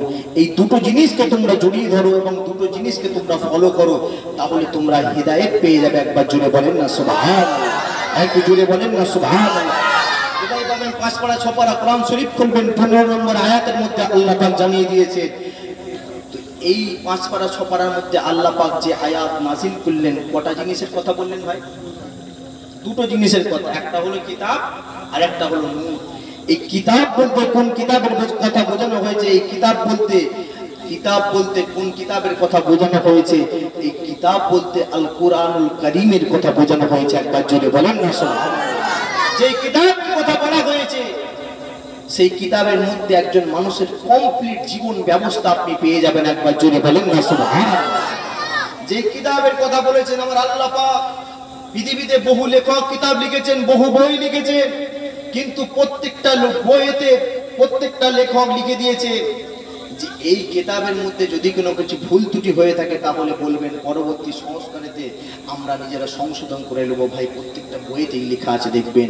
কিন্তু আমার আল্লাহ পাক রব্বি আল্লাহ মাবুদ এমন একটা কিতাব, এমন একটা বই আমাদের কাছে পাঠালেন, এমন একটা বই আমাদের জন্য গাইডলাইন হিসেবে পাঠিয়ে দিলেন, যেই কিতাবের মধ্যে প্রথমেই লেখা আছে, আপনি পৃষ্ঠাটা উল্টালেই পাবেন, বিসমিল্লাহির রহমানির রহিম, যালিকাল কিতাবু লা রাইবা ফি। এই কিতাবের মধ্যে ভুল তো দূরের কথা, কোনো সন্দেহের অবকাশ পর্যন্ত নাই। একবার জোরে বলেন না সুবহানাল্লাহ। আজকে আপনি বিভিন্ন ধর্মের মানুষদেরকে দেখেন, বিভিন্ন ধর্মের মানুষেরা, এখানে অনেক অমুসলমান ভাইরাও আছে ভাই, কথা ঠিক কিনা জোরে বলেন। বিভিন্ন ধর্মের মানুষেরা নিজেদের জীবনে লক্ষ্যে পৌঁছাবার জন্য, জীবনের লাইফস্টাইল ঠিকঠাক পাওয়ার জন্য আল কোরআনুল কারীমকে ফলো করছে, কোরআনকে ফলো করছে। যে কোরআনের মধ্যে আমার আল্লাহ পাক কি পাঠিয়েছে, কোরআনকে পড়তে হবে। বিভিন্ন ধর্মের মানুষেরা কোরআনকে নিয়ে রিসার্চ করছে, বিভিন্ন ধর্মের মানুষেরা কোরআনকে নিয়ে গবেষণা করছে। এমন করে আপনি যে সমস্ত জায়গাতে বিভিন্ন দেশে চলে যান, দেখবেন সমস্ত দেশেতে বড় বড় এলাকায়, বড় বড় লাইব্রেরিতে এই কোরআনকে রাখা হয়েছে। কোরআনকে রেখে কোরআনের উপর রিসার্চ করছে, কোরআনকে নিয়ে তারা পড়ছে, কোরআনকে নিয়ে গবেষণা করছে। এবং কোরআনকে নিয়ে পড়ার পর, কোরআনকে নিয়ে গবেষণা করার পর হাজার হাজার মানুষ কাতারে কাতারে ইসলাম ধর্ম গ্রহণ করছে। ভাই একবার জোরে বলেন না সুবহানাল্লাহ। আজকে আপনি দেখেন আল্লাহ পাক কোরআনের কত মর্যাদা দিয়েছেন, কত শান দিয়েছেন। একটা বিশ্ববিখ্যাত রিসার্চ হয়েছিল, একটা বিশ্ববিখ্যাত তাম বিশ্বের সমস্ত বড় বড় বৈজ্ঞানিকরা এসেছিল, এসে সবাই মিলে গবেষণা করেছিল যে পৃথিবীর সব থেকে বড় গ্রন্থ কোনটা, পৃথিবীর সব থেকে ভালো গ্রন্থ কোনটা। সমস্ত দেশের বই, দেশে বিদেশের বড় বড় আপনার গবেষণাগারের মধ্যে যারা ছিল, তারা সবাই এসেছিল, যারা বড় বড় গবেষণা করে, তারা এসে সবাই মিলে এক বাক্যে বলেছিল সব থেকে বড় ভালো কিতাব হলো, ভালো বই হলো আল কোরআনুল কারীম। একবার জোরে বলেন না সুবহানাল্লাহ। এমনকি কোরআনকে নিয়ে এখনো বিভিন্ন জায়গায় কোরআনের মধ্যে কি আছে আরো বেশি বেশি করে তারা পড়ছে, আরো বেশি বেশি করে পড়ে তারা আরো বেশি বেশি করে কোরআনকে জানছে। একবার জোরে বলেন না সুবহানাল্লাহ। আপনি যদি স্কুল কলেজের ছাত্র হন, আপনি যদি আপনার চিন্তাধারায় কোরআন শরীফকে পড়েন, আপনি যদি একজন ভৌগোলিক হন, আপনি যদি আপনার চিন্তাধারায় এই কোরআন শরীফকে পড়েন, তাহলে আপনি দেখবেন এই কোরআন শরীফটা একটা ভূগোলের কিতাব। আপনি যদি একজন ঐতিহাসিক হন, আপনি যদি আপনার চিন্তাধারাতে আপনি কোরআন শরীফটাকে পড়েন, তাহলে দেখবেন আপনি আপনার চিন্তাধারাতে আপনি দেখতে পাবেন যে এই কোরআনের কিতাবটা মনে হচ্ছে যেন ইতিহাসের কিতাব। আপনি যদি একজন বৈজ্ঞানিক হন, আপনি কোরআনকে যদি পড়েন, আপনার চিন্তাধারাতে আপনি দেখবেন যে না, কোরআনটা মনে হচ্ছে একটা বিজ্ঞানের কিতাব। এরকম করে আপনি যদি একজন দার্শনিক হন, আপনি যদি একজন ফিলোসফার হন ভাই, তাহলে যদি আপনি দেখেন কোরআন শরীফটাকে পড়েন যদি আপনি, তাহলে দেখবেন আপনার চিন্তাধারাতে মনে হবে যেন কোরআনটা হলো একটা দর্শনের কিতাব। এমন করে আপনি যেভাবেই আপনি কোরআন শরীফটাকে পড়েন না কেন, সমস্ত ভাবেই দেখবেন আপনি এই কোরআনুল কারীমকে মনে হবে যেন আপনি যেভাবে পড়ছেন সেভাবেই আপনার কিতাবই বলে মনে হবে। একবার জোরে বলেন না সুবহানাল্লাহ। এবং আপনি যদি একজন ডাক্তার হন, আপনি যদি চিন্তা ভাবনা করেন যে এই কোরআনকে আমি যদি পড়ি, দেখবেন আপনি আপনার চিন্তাধারাতে কোরআনকে যদি ভালোভাবে পড়তে পারেন, কোরআনে তো সমস্ত রোগের ঔষধ আমার আল্লাহ পাক দিয়ে দিয়েছেন, আমার আল্লাহ পাঠিয়ে দিয়েছেন। একবার জোরে বলেন না সুবহানাল্লাহ। তাই তো কোরআনের এত মাহাত্ম্য, এত গুরুত্ব। যে জায়গায় কোরআনের আলোচনা করা হয়, যে জায়গায় কোরআনের আলোচনা করা হয়, ওই জায়গায় কোরআন মানুষকে চুম্বকের মতো আকর্ষণ করে। একবার জোরে বলেন না সুবহানাল্লাহ। তো আমার দিনদার ইমানদার ভাইরা, কোরআনের কতটা গুরুত্ব, কতটা মাহাত্ম্য দেখেন। আল্লাহ নবী, দয়া নবী, নূর নবী আমার আল কোরআনুল কারীম পাঠ করছেন, হুজুর আমার কোরআন শরীফ পাঠ করছেন হুজুরের ঘরেতে। ওই সময় দেখতে পাওয়া যায় আল্লাহ নবীর শত্রু ছিল আবু জেহেল, আবু লাহাব, উতবা, সাইবা। এরা সবাই মিলে আমার নবীর বিরোধী করত, কোরআনের বিরোধী করত। সবাই মিলে বলতে, মুহাম্মদ যে ধর্মের কথা বলে সে ধর্মেটা ভুল, সে ধর্মের কাছে যাওয়া যাবে না, মুহাম্মদের কাছে যাওয়া যাবে না। সে ধর্মের কথা বলে মুহাম্মদ, ওই ধর্মটার মধ্যে কিচ্ছু নাই। আবু লাহাব, আবু জেহেল, উতবা, সাইবা এরা সবাই মিলে দিনের বেলা মিটিং করে, আলাপ আলোচনা করে যে মুহাম্মদ যা বলছে মিথ্যে কথা বলছে, মুহাম্মদ যে কথাটা বলছে ভুল কথা বলছে। কিন্তু আমার নবী, দয়ার নবী, বিশ্ব নবী, দেখতে পাওয়া যায় রাত্রিবেলা যখন আমার আপনার নবী, নূর নবী, দয়ার নবী কোরআন পড়তেন বাড়িতে, এই চারজন ইসলামের শত্রু যারা ছিল তারা লুকিয়ে লুকিয়ে লুকিয়ে লুকিয়ে আমার নবীর ঘরের পাশ থেকে কোরআন শরীফটা পড়াটাকে তারা শুনতো। একবার জোরে বলেন না সুবহানাল্লাহ, চিৎকার দিয়ে বলেন সুবহানাল্লাহ। নবীর বিরোধিতা তারা করে, কোরআনের বিরোধী করে তারা, কিন্তু আমার নবী যখন কোরআন পড়ে, আল্লাহর কসম, যে নবীর প্রতি কোরআন নাজিল হয়েছে, যে নবীর উপরে কোরআন নাজিল হয়েছে, পৃথিবীর যদি মানুষ যদি কোরআন শরীফ পড়ে এত সুন্দর লাগে, তাহলে যেই নবীর উপরে কোরআন নাজিল করা হয়েছে সেই নবী কোরআন পড়ছে কতটা না সুন্দর লাগবে। একবার জোরে বলেন না সুবহানাল্লাহ।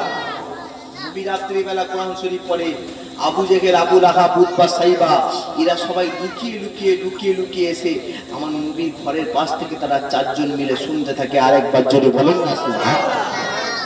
হঠাৎ করে একদিন আল্লাহ নবী, দয়া নবী, নূর নবী আমার কোরআন শরীফ পড়ছেন, এমত অবস্থায় দেখতে পাওয়া যায় আবু জেহেল, আবু লাহাব, উতবা, সাইবা সবাই এসে লুকিয়ে লুকিয়ে শুনে। আবু জেহেলের সঙ্গে, আবু লাহাবের সঙ্গে হঠাৎ করে একবার দেখা হয়।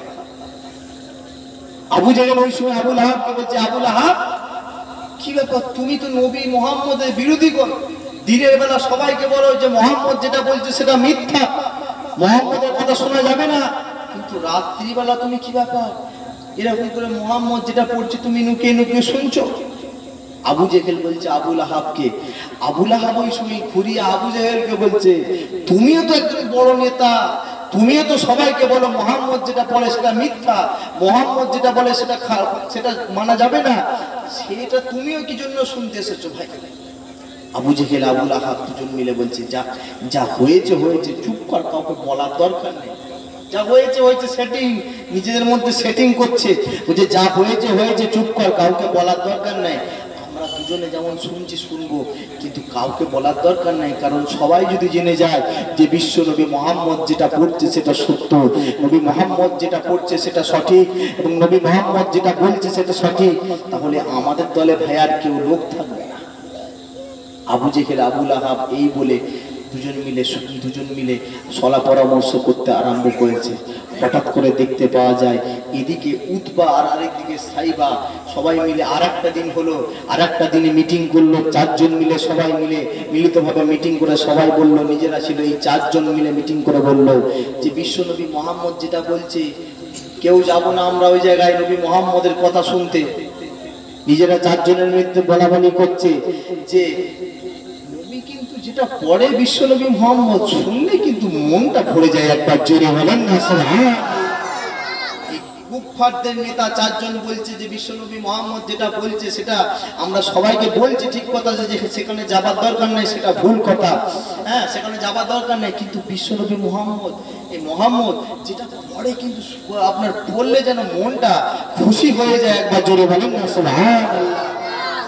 সবাই মিলে বলছে ঠিক আছে, যা হবার হয়ে গেছে, এখানকার কথা এখানেই চেপে দিয়ে সবাই যদি খবর পেয়ে যায় তাহলে আমাদেরও খবর আছে। আমরাই বিরোধী করছি, আমরাই আবার চুপি চুপি রাত্রিবেলা শুনতে যাচ্ছি। সবাই যদি জেনে যায় তাহলে আমাদেরও খবর আছে, কাউকে বলার দরকার নেই। আবু জেহেল, আবু লাহাব, উতবা, সাইবা সবাই মিলে চিন্তা ভাবনা করলো যে ঠিক আছে, আর কেউ আর যাব না, বিশ্বনবী মোহাম্মদ যেটা পড়ে সেটা শুনতে আর কেউ যাব না। বেশ কিছুদিন কেটে গেল। আবু জেহেল, আবু লাহাব, উতবা, সাইবা রাত্রিবেলা বাড়িতে বসে আছে। হঠাৎ করে আবু জেহেল মনে মনে ভাবছে, আমি তো সব থেকে বড় লিডার, আমি তো সব থেকে বড় নেতা, ওদের তিনজনকে মানা করে দিয়েছি, রাত্রিবেলা যাই না, এবার চুপি চুপি যে শুনে আসি, কেউ হয়তো টের পাবে। আবু জেহেল মনে মনে করে আবু জেহেল বেরিয়েছে আমার নবী মুখে কোরআন শরীফ শুনতে। আবু জেহেল বেরিয়েছে, এদিকে আবু লাহাব মনে মনে করছে একই কথা, মনে মনে ভাবছে যে যা, আমি আবু লাহাব চুপি চুপি যাই না একটুখানি শুনতে, ওরা চারজনের মধ্যে ওরা তিনজন হয়তো খবর পাবে না, চুপ করে গিয়ে শুনে চলে আসি। কি সুন্দর লাগে, যেটা পড়ে সেটা খুব সুন্দর শুনতে লাগে। এদিকে উতবা মনে করছে একই কথা, উতবা ভাবছে যাক, মিটিং যখন হয়ে গেছে চারজনের মধ্যে, তারা তিনজন কেউ যাবে না, আমি যাই, একটুখানি চুপ করে দিয়ে শুনে রাত্রিবেলা চলে আসবে। সাইবাও ঠিক একই কথা ভাবে যে মনে হচ্ছে এরা তিনজন যাবে না, আমি একাই যাবো, চুপ করে শুনে চলে আসবে। মুসলমান করে ছেলেমেয়েরা, যুবকেরা, নৌজওয়ানেরা, আব্বারা, ওবামা নবী পাকের পাগলেরা কান্টা তারা করে শুনে রেখে দেন। আল্লাহ পাক আমার নবী পাককে কি নিয়ামতের মালিক করেছিলেন, আল্লাহ পাক আমার নবীকে কি ইজ্জতের মালিক করেছিলেন, আল্লাহ পাক আমার নবী পাককে কি সম্মানের মালিক করেছিলেন, শুনে রেখে দেন। আবু জেহেল, আবু লাহাব, উতবা, সাইবা এরা চারজন মিলে গোপনে রাতের অন্ধকারে দিয়ে আমার নবীর ঘরে চারিদিকে উপস্থিত হয়ে গেছে। এরা চারজন মিলে সারা রাত ধরে সবাই মিলে শুনতে আরম্ভ করে। মনে মনে ভাবে আর একটু শুনে, বিশ্বনবী মোহাম্মদ কোরআন শরীফ তেলাওয়াত করতে লেগেছে, নবী মোহাম্মদ কোরআন শরীফ পাঠ করতে লেগেছে। এরা চারজন চারটি দেওয়ালের পিছন দিকে অন্ধকারে দিয়ে চুপ করে চুপি ভাবে শুনতে লেগেছে।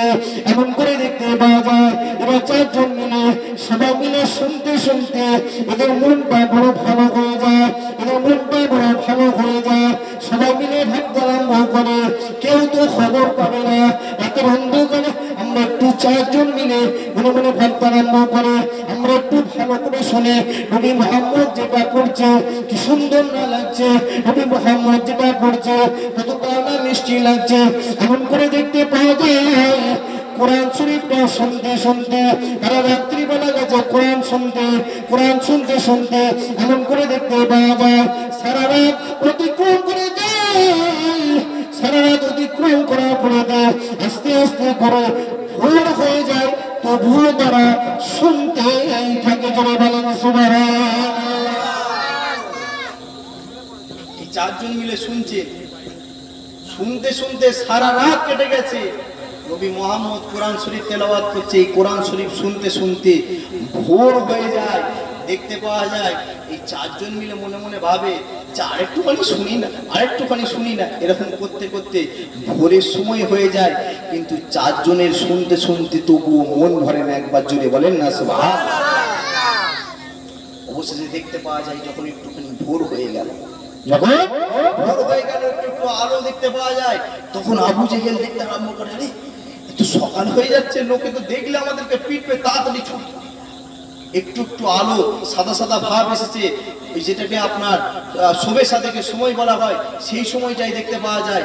আবু জেহেল ছুটতে লেগেছে, এদিকে আবু লাহাব মনে মনে ভাবে যে মনে হচ্ছে ভোর হয়ে যাবে, সবাই দেখতে পেয়ে যাবে আমাদেরকে। আবু লাহাব ছুটতে লেগেছে, এদিকে উটবা ছুটতে লেগেছে, সাইবা ছুটতে আরম্ভ করেছে। সবাই মিলে ছুটতে ছুটতে ঠিক একই পথে চারজন এসে মেরেছে চারজনের গায়ে ধাক্কা। ভাই আবু জেহেল মেরেছে আবু লাহাবের গায়ে ধাক্কা। আবু লাহাব, উতবা, সাইবা সবাই মিলে এক কাছে হয়ে গেল, একত্রিত হয়ে গেল। সবাই মিলে যখন একত্রিত হয়ে গেল, সবাই বলে আরে আবু জেহেল তুমি কি খবর? বলে আরে আবু লাহাবকে বলে তুমি কি খবর ভাই? উতবাকে বলে তোমার কি খবর ভাই? সাইবাকে বলে তোমার কি খবর ভাই? সবাই মিলে একত্রিত হয়ে গেছে। ওই সময় দেখতে পাওয়া যায় সবাই মিলে যখন একত্রিত হয়ে গেছে, সবাই মিলে আবার বলছে যা যা হবার হয়ে গেছে, চারজন মিলে আমরা শুনতে আরম্ভ করেছিলাম, কিন্তু আর যাবার দরকার নেই। এই যে যা আলোচনা যা শুনলাম সারা রাত ধরে, এখানেই রেখে দাও, স্টপ করে দাও। কাউকে যদি বলি সবাই আমাদেরকে মেরে ফেলবে। আল্লাহওয়ালা বাপেরা সেই কোরআনের কথা আমার আল্লাহ পাক বললেন, সেই কোরআনের কথা আমার আল্লাহ পাক বললেন, আমি আল্লাহ পাক তোমাদের কাছে দুটো জিনিস পাঠালাম, একটা হলো কি কোরআন, আর আরেকটা হলো নূর। এই নূর বলতে আল্লামা জালালউদ্দিন সুয়ুতী রহমাতুল্লাহ আলাইহি তাফসীর লিখছেন, তাফসীরে জালালাইন শরীফ। আল্লামা জালালউদ্দিন সুয়ুতী রহমাতুল্লাহ আলাইহি তাফসীর লিখছেন, তাফসীরে জালালাইন শরীফ কিতাব লিখছেন। এই কিতাবের মধ্যে অরিজিনাল আরবি টু আরবি কিতাবের মধ্যে 97 পৃষ্ঠার মধ্যে লিখলেন, এই নূর বলতে আমার আল্লাহ পাক নূরে মুহাম্মাদি অর্থাৎ আমার রাসূলুল্লাহকে আল্লাহ বুঝালেন। একবার জোরে বলেন না সুবহানাল্লাহ, আরেকটু জোরে বলেন না সুবহানাল্লাহ। আল্লামা জালালউদ্দিন সুয়ুতী রহমাতুল্লাহ আলাইহি কিতাব লিখছেন। কোন জালালউদ্দিন সুয়ুতী রহমাতুল্লাহ আলাইহি কিতাব লিখছেন? যে জালালউদ্দিন সুয়ুতী রহমাতুল্লাহ আলাইহিকে আল্লাহ পাক এত বড় নিয়ামত দিয়েছিল, আল্লাহ পাক এত বড় নিয়ামতের মালিক করেছিল, কিছু কম বেশি 2 লক্ষ হাদিসের হাফেজ করেছিলেন হুজুরকে। আল্লাহ একবার জোরে বলেন না সুবহানাল্লাহ, জোরে বলতে পারলেন না সুবহানাল্লাহ। আল্লামা জালালউদ্দিন সুয়ুতী রহমাতুল্লাহ আলাইহি হুজুর আমার 2 লক্ষ হাদিস নিজে মুখস্থ করেছিল। একবার জোরে বলেন না সুবহানাল্লাহ। আল্লামা জালালউদ্দিন সুয়ুতী রহমাতুল্লাহ আলাইহি বললেন, লিখতে লেগেছেন হুজুর আমার লিখেছে যে আল্লাহ পাক যদি আমাকে আরো কিছুদিন হায়াতে রাখে, তাহলে আমি আরো কিছু হাদিস মুখস্থ করব। একবার জোরে বলেন না সুবহানাল্লাহ। এত বড় আল্লাহ পাক নিয়ামত করেছেন জালালউদ্দিন সুয়ুতী রহমাতুল্লাহ আলাইহিকে। আল্লাহ পাক এত বড় তিনার বিলায়াতের পাওয়ার দিয়েছেন আল্লাহ পাক। হুজুর আমার হুজুরের খাদেম একজন সঙ্গে থাকতো, হুজুরের একজন মুরিদ হুজুরের সঙ্গে থাকতো। হুজুরের খাদেমকে হুজুর 27 কদম হাঁটিয়ে 27 পা হাঁটিয়ে আল্লাহ পাকের খানায় কাবায় উপস্থিত করে দিয়েছিল। একবার জোরে বলেন না সুবহানাল্লাহ। নিয়ামত করেছিল। সেই হুজুর কিতাব লিখছেন, যা তা মানুষ কিতাব লিখছেন না, সেই হুজুর কিতাব লিখছেন।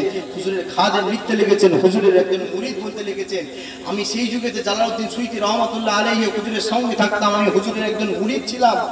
তবে আমার টাকা ছিল না, পয়সা ছিল না, যে আল্লাহ পাকের খানায় কাবা আমরা জিয়ারত করতে যাব, সে পয়সা আমার ছিল না।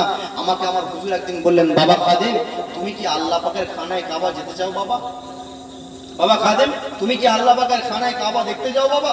ওই সময় আমি বললাম, হুজুর আমার তো টাকা নাই, হুজুর আমার পয়সা নাই, হুজুর আমি কেমন করে যাব আল্লাহ পাকের খানায় কাবা, কেমন করে দেখবো? কেন হজ করতে গেলে পয়সা লাগে না টাকা পয়সা খরচা হয়, তাই তো নাকি গো? হুজুর কেমন করে যাব আল্লাহ পাকের খানায় কাবা, হুজুর দেখবো কেমন করে? বললেন ঠিক আছে বাবা, তোমার টাকা লাগবে না, পয়সা লাগবে না, যাও গিয়ে একটুখানি জলদি করে ওযু করে এসো। কিতাবের মধ্যে আছে কারামতে আউলিয়া হাক্কুন, অর্থাৎ ওলিদের উপরে যে কারামতটা হয় সেটা হলো হক, সেটা হলো সঠিক। একবার জোরে বলেন না সুবহানাল্লাহ। ওলিদেরকে আল্লাহ পাক যে পাওয়ার দিয়ে থাকেন, যে বেলায়াত, যে ক্ষমতা দিয়ে থাকেন, সেটা হলো সঠিক, সেটাকে আমাদেরকে স্বীকার করতে হবে ভাই। একবার জোরে বলেন না সুবহানাল্লাহ। তো হুজুরের খাদেম চলে গেল, হুজুরের খাদেম জলদি করে চলে গিয়ে হুজুরের খাদেম ওযুখানা করে নিয়ে এসে আস্তে আস্তে হুজুরের খাদেম এলেন, হুজুরের কাছে এসে পৌঁছালেন। হুজুরের কাছে এসে পৌঁছাবার পরেতে হুজুরের খাদেমকে শুনে দেখতে পাওয়া যায়, হুজুরের খাদেম বলতে লেগেছে, হুজুরের খাদেম জালালউদ্দিন সুয়ুতী রহমাতুল্লাহ আলাইহিকে বলতে লেগেছেন, হুজুর আমি তো ওযু করেছি, কি করব হুজুর? আল্লাহ পাক কতটা নিয়ামত দিয়েছিল, কতটা নিয়ামতের মালিক করেছিল, হুজুরকে একটুখানি বোঝার চেষ্টা করুন। মুসলমান করেছেন মেরা নওজওয়ানেরা বারা তরুণেরা গোমান নবী পাক উম্মাদিরা ঘন্টা করে শুনে রেখে আল্লাহ পাক হুজুরকে এত বড় নিয়ামতের মালিক করেছিলেন আল্লাহ পাক জিকাতুবাই ইজ্জতের মালিক করেছিলেন শুনে গিয়ে দেন ওই সময় দেখতে পাওয়া যায় হুজুরের খাদেম চলে যায় হুজুরের খাদেম ওই সময় দেখতে পাওয়া যায় হুজুরের হাতখানা ধরে নেয় হুজুরের হাতটা ধরে নেওয়ার পরেতে ওই সময় দেখতে পাওয়া যায় হুজুরের খাদেম ওই সময় হেঁটে হেঁটে হেঁটে হেঁটে চলে যায় হুজুরের খাদেম হুজুরের হাত দুখানা ধরে হেঁটে হেঁটে চলে যায় কিতাবের মধ্যে দেখতে পাওয়া যায় ওই সময় দেখতে পাওয়া যায় এক কদম দু কদম এক কদম দু কদম করে হেঁটে হেঁটে হেঁটে হেঁটে 27 কদম হেঁটে হেঁটে চলে যায় 27 কদম মানে 27 পা হেঁটে হেঁটে চলে যায় ওই সময় দেখতে পাওয়া যায় 27 কদম চলে যাওয়ার পরেতে হুজুর ওই সময় বলতে আরম্ভ করে এবার খাদেম চোখ দুখানা খোলো বাবা ওই সময় দেখতে পাওয়া যায় চোখ দুখানা খুললেন হুজুরের খাদেম ওই সময় দেখতে পেয়ে গেলেন আল্লাহ বাবা খানা কাবা হুজুরের চোখের সামনে উপস্থিত হয়ে গেছে জয় বলেন সুবহানাল্লাহ 27 কদম মানে 27 পা হুজুর হাঁটিয়ে হাঁটিয়ে নিয়ে গেলেন নিয়ে যাওয়ার পরেতে আল্লাহ পাকের খানায় কাবার সামনে হুজুর উপস্থিত করে দিয়েছিলেন একবার জোরে বলেন না সুবহানাল্লাহ সেই হুজুর কিতাব লিখছেন আল্লামা জালালউদ্দিন সুয়ুতী রহমাতুল্লাহ আলাইহি কিতাব লিখছেন কোন কিতাব তাফসীরে জালালাইন শরীফের কিতাব সেই হুজুর কিতাব লিখছেন এই তাফসীরে জালালাইন শরীফের মধ্যে 97 পৃষ্ঠার মধ্যে লিখলেন এই নূরের ব্যাখ্যায় তিনি লিখলেন আল্লাহ পাক নূর বলতে নূরে মুহাম্মাদি অর্থাৎ আমার রাসূলুল্লাহকে আমার আল্লাহ পাক বুঝিয়েছেন একবার জোরে বলেন না সুবহানাল্লাহ আরেকটু জোরে বলেন না সুবহানাল্লাহ আজকে সেই নবীকে নিয়ে সারা পৃথিবীর মানুষ রিসার্চ করছে আজকে সেই নবীকে নিয়ে সারা পৃথিবীর মানুষ গবেষণা করছে আজকে সেই নবীকে নিয়ে সারা পৃথিবীর মানুষ কেমন ভাবে গবেষণা করছে দেখেন আমেরিকার একজন বিশ্ববিখ্যাত বৈজ্ঞানিক ছিল যার নাম ছিল মাইকেল এইচআর একজন খ্রিস্টানদের ঘরে জন্মগ্রহণ করেছিল এই মাইকেল এইচআর গবেষণা করতে আরম্ভ করেন মাইকেল এইচআর চিন্তা ভাবনা করতে আরম্ভ করেন যে আমি মাইকেল এইচআর আমি তো মরে যাব আমি মাইকেল এইচআর আমি তো মারা যাব আমি মাইকেল এইচআর আমি মারা যাবার পরেতে আমাকে হয়তো আর কেউ মনে রাখবে না কিন্তু আমাকে এমন একটা কাজ করে যেতে হবে আমাকে এমন কিছু একটা করে যেতে হবে যে কাজটা করে যাওয়ার পরেতে আমি মরে যাওয়ার পরেও সারা বিশ্বের মানুষ আমি মাইকেল এইচআর আমাকে মনে রেখে দেবে খ্রিস্টানদের ঘরের মানুষ একজন দেখেন নবীকে চিনতে পেরে গেল খ্রিস্টানদের ঘরের মানুষ দেখেন নবীকে চিনতে পেরে গেল আজকে অমুসলমান ঘরের মানুষেরা আমার নবীকে চিনতে পেরে গেল দুঃখের বিষয় ভাই আমরা মুসলমান ঘরের ছেলে মেয়ে হয়ে নবীকে চিনতে পারলাম না ভাই কথা ঠিক কিনা জোরে বলেন আমার দিনদার ইমানদার ভাইয়েরা নেককার আল্লাহওয়ালা বাপেরা অনেকে স্কুল কলেজে আমার মুসলমান ঘরের ছেলে মেয়েরা পড়ে তাদেরকে জিজ্ঞাসা যদি করা হয় আচ্ছা বলতো দেখি তোদের নবীর নাম কি অনেক ভাই আমার অনেক ছোট ছোট ছেলেরা আছে অনেক বোনেরা আছে বলতে পারে না বাপ কথা ঠিক কিনা জোরে বলেন কিন্তু দেখেন একজন খ্রিস্টানদের ঘরের মানুষ মাইকেল এইচআর একটা কিতাব লিখলেন মাইকেল এইচআর ভাবলেন আমি সারা পৃথিবী ঘুরে ঘুরে আমি একটা কিতাব লিখবো একটা বই লিখবো ওই বইটার মধ্যে এমন কিছু আমি মাইকেল এইচআর লিখবো আমি ওই বইটার মধ্যে এমন কিছু মাইকেল এইচআর আমি লিখবো যে আমি মরে যাওয়ার পরেতে সারা বিশ্বের মানুষগুলো আমি মাইকেল এইচআর আমাকে মনে রেখে দেবে এমন কিছু লিখবো আমি যে সারা বিশ্বের মানুষ আমি মাইকেল এইচআর আমি মরে যাওয়ার পরেতে আমাকে মনে রেখে দেবে এবং মাইকেল এইচআর আমি মরে যাওয়ার পরেতে ওই বইটা তারা যখন সবাই পড়বে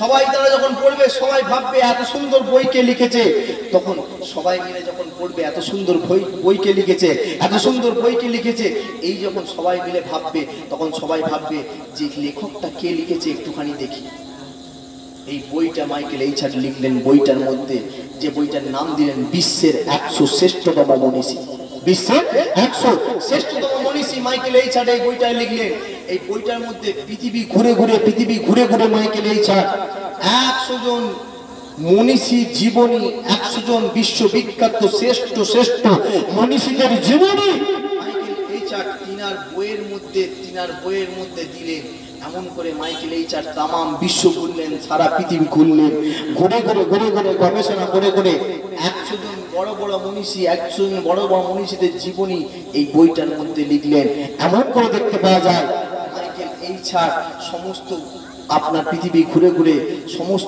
সমস্ত মানুষদের জীবনী এই বইটার মধ্যে লিখলেন তার মধ্যে 1 নম্বরে তার যার জীবনীটা লিখলেন 1 নম্বরে যার জীবনীটা ওই বইয়ের মধ্যে স্থান দিলেন সে আর কেউ নয় মামিনার লাল গরুর দুলাল the house of greatest leader in the Muhammad.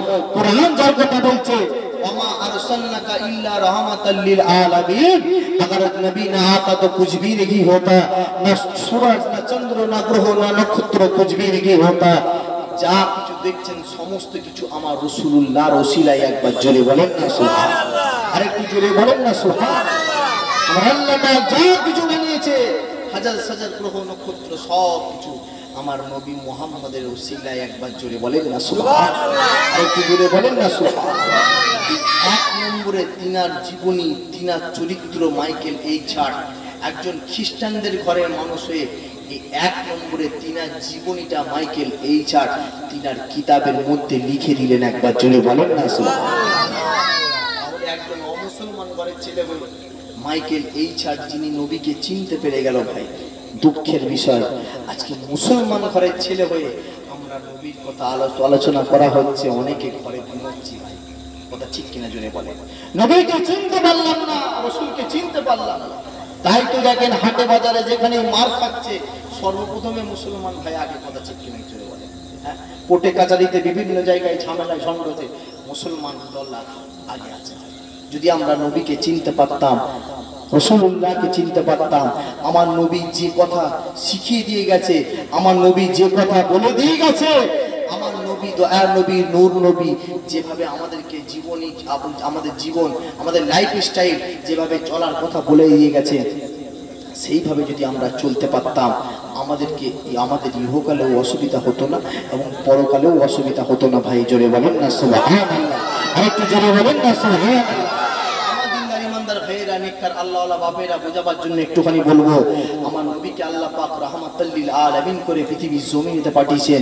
নবীকে আল্লাহ পাক কেমন রাহমাতুল লিল আলামিন করেছিলেন একটুখানি শুনে। আমার নবীকে আল্লাহ পাক রাহমাতুল লিল আলামিন করে দয়ার নবী করে দুনিয়ার জমিনেতে পাঠিয়ে দিয়েছিলেন। সেই নবীর উম্মত আজকে আমরা হয়েছি আমার নবীকে আল্লাহ পাক কেমন রাহমাতুল লিল আলামিন করেছিলেন শুনে। জিনার উম্মত আজকে আমরা এসে বসেছি জিনার কথা আমরা শুনছি সেই নবীকে আল্লাহ পাক কেমন নিয়ামতের মালিক করেছিলেন শুনে রেখে দেন। কিতাবের মধ্যে এসেছে রিওয়ায়াতের মধ্যে এসেছে হঠাৎ করে দেখতে পাওয়া যায় মদিনা শরীফে আল্লাহ নবী দয়ার নবী নূর নবীকে খুঁজে পাওয়া যাচ্ছে না। মদিনা শরীফে হুজুরকে খুঁজে পাওয়া যাচ্ছে না। এমন অবস্থায় দেখতে পাওয়া যায় সমস্ত সাহাবারা সবাই মিলে চিন্তা ভাবনা করতে আরম্ভ করেছে। সবাই মনটা খারাপ হয়ে যাচ্ছে। সবাই মিলে ভাবতে আরম্ভ করেছে যে নবীকে খুঁজে পাওয়া যাচ্ছে না নবীকে দেখতে পাওয়া যাচ্ছে না এরকম তো কোনো দৃশ্য এরকম কোনো সিন তো এর আগে কোনোদিন ঘটে না। নবীকে খুঁজে পাওয়া যাচ্ছে না এরকম তো দৃশ্য কোনোদিন ঘটে নাই। সমস্ত সাহাবারা মিলে সরা পরামর্শ করতে আরম্ভ করলো। সমস্ত সাহাবারা মিলে চিন্তা ভাবনা করতে আরম্ভ করলো যে দয়ার নবীকে খুঁজে পাওয়া যাচ্ছে না এরকম তো দৃশ্য কোনোদিন এর আগে ঘটে নাই। সবাই মিলে চিন্তা ভাবনা করে সবাই মিলে একটু সলা পরামর্শ করার পরে তো সবাই মিলে বললো যা ভাই তুমি এইদিকে খোঁজো ভাই তুমি ওইদিকে খোঁজো ভাই। এরকম করে সমস্ত সাহাবারা সবাই চারিদিক থেকে খুঁজতে লাগলো। এমন অবস্থায় দেখতে পাওয়া যায় এক একজন সাহাবা আল্লাহ নবী দয়া নবীকে খুঁজতে খুঁজতে এক একজন সাহাবা নবীকে খুঁজতে খুঁজতে খুঁজে পাই না। সাহাবারা সবাই ঝরঝর করে রোনা জারি করতে লেগেছেন। সাহাবারা সবাই কাঁদতে লেগেছেন রোনা জারি করতে লেগেছেন। নবীকে খুঁজে পাওয়া যায় না দয়ার নবীকে খুঁজে পাওয়া যায় না। সাহাবারা চিন্তায় কাতর এমন করে দেখতে পাওয়া যায় এক একজন সাহাবা খুঁজতে কেউ পায় না। রাসূলুল্লাহর বড় সাহাবা হযরত আবু বকর সিদ্দিক হুজুর আমার খুঁজতে একটা পাহাড়ের ধারে চলে যায়। আবু বকর সিদ্দিক হুজুর আমার একটা পাহাড়ের ধারে যাবার পরেতে হুজুর আমার দেখতে পায় পাহাড়ের ধারে কে যেন একটা ফুঁপিয়ে কাঁদছে এরকম একটা আওয়াজ আসছে। পাহাড়ের ধারে কেউ যেমন একটা ফুঁপিয়ে কাঁদছে এরকম একটা আওয়াজ আসছে। হযরত আবু বকর সিদ্দিক হুজুর আমার ওই সময় ওই আওয়াজটা শুনে যে জায়গা থেকে আওয়াজটা আসছিল ওই দিকে আস্তে আস্তে এগিয়ে যায়। মুসলমান ঘরে ছেলে মেয়েরা নওজওয়ানেরা যুবকেরা বারা তরুণেরা গোমানের বাগুম্মা তুম্মাদিরা শুনে গেলেন হযরত আবু বকর সিদ্দিক ওই সময় দেখতে পেয়ে যায় পাহাড়ের ধার থেকে ফুপিয়ে একজন কাঁদছে। কে কাঁদছে? আবু বকর সিদ্দিক হুজুর ভাবতে লাগে। ওই সময় দেখতে পাওয়া যায় হযরত আবু বকর বকর সিদ্দিক হুজুর আমার সাল্লাল্লাহু বড় সাহাবা হযরত আবু বকর সিদ্দিক হুজুর আমার ওই সময় হেঁটে এগিয়ে যায়। ওই সময় দেখতে পাওয়া যায় আল্লাহ নবী নবীকে ওই সময় হযরত আবু বকর সিদ্দিক হুজুর আমার দূর থেকে দেখতে আরম্ভ করে দেয় যে মানুষটা কাঁদছে, এই মানুষটা কিছু একটা বলছে, এই মানুষটা কিছু একটা শব্দ বলে কাঁদতে লেগেছে। ওই সময় দেখতে পাওয়া যায় হযরত আবু বকর সিদ্দিক হুজুর আমার ওই সময় ভালো করে খেয়াল করে শুনতে আরম্ভ করে দেয়, ভালো করে খেয়াল করে শুনতে আরম্ভ করে দেয়। হযরত আবু বকর সিদ্দিক হুজুর আমার ওই সময় দেখতে আরম্ভ করেছে যে মানুষটা কাঁদছে ওই মানুষটা আর কেউ নয়, যে মানুষটা কাঁদছে ওই মানুষটা অন্য কোনো মানুষ নয়, যিনি সন্ধানে বেরিয়েছিলেন, যিনাকে খুঁজছিলেন বিশ্বনবী মুহাম্মদ রাসূলুল্লাহ সাল্লাল্লাহু আলাইহি ওয়াসাল্লাম। হুজুর আমার কাঁদছেন, কি বলে কাঁদছেন? হুজুর আমার সিজদা অবস্থায় পড়ে আল্লাহ পাকের দরবারে কাঁদতে লেগেছে। হুজুর আমার সিজদায় পড়ে আল্লাহ পাকের দরবারে কাঁদতে লেগেছে। ইয়া হাবলি উম্মতি, ইয়া হাবলি উম্মতি, এই বলে কাঁদতে লেগেছে। ওগো আল্লাহ পাক, আমার গুনাহগার উম্মতিদের কি হবে? বলতে পারলেন না? আবু বকর সিদ্দিক গিয়ে দেখলেন বিশ্বনবী মুহাম্মদ দয়াল নবী নূর নবী সিজদা অবস্থায় পড়ে আল্লাহ পাকের দরবারে কাঁদছেন, মুনাজারি করছেন, কি বলে? ইয়া হাবলি উম্মতি, ইয়া হাবলি উম্মতি, ওগো আল্লাহ আমার গুনাহগার উম্মতিদের কি হবে? ওগো আল্লাহ আমার গুনাহগার উম্মতিদের কি হবে? এই বলে কাঁদছে মুসলমান ঘরের ছেলে মেয়ে। আজকে আমরা নবীর উম্মত হয়ে সেই নবীকে চিনতে পারলাম না, যে নবী আমাদের জন্য কাঁদছে, সিজদা অবস্থায় পড়ে রোনা জারি করছেন আল্লাহর দরবারেতে। কোথায় গিয়ে? পাহাড়ের ধারে গিয়ে কাঁদছেন, রোনা জারি করছেন পাহাড়ের ধারে গিয়ে আল্লাহ পাকের দরবারে কাঁদছেন। ইয়া হাবলি উম্মতি, ইয়া হাবলি উম্মতি, ওগো আল্লাহ পাক আমার উম্মতদের কি হবে, আমার উম্মতদের কি হবে? হযরত আবু বকর সিদ্দিক হুজুর আমার ওই সময় পৌঁছে যাওয়ার পর হযরত আবু বকর সিদ্দিক হুজুর আমার বলতে লেগেছেন, ইয়া রাসূলুল্লাহ হাবিবাল্লাহ হুজুর, হুজুর আপনি কাঁদবেন না, ইয়া রাসূলুল্লাহ হাবিবাল্লাহ হুজুর, হুজুর আপনি কাঁদবেন না, কেননা আপনার কান্না আমরা সহ্য করতে পারি না। ইয়া রাসূলুল্লাহ হাবিবাল্লাহ হুজুর, হুজুর আপনি কান্না বন্ধ করান।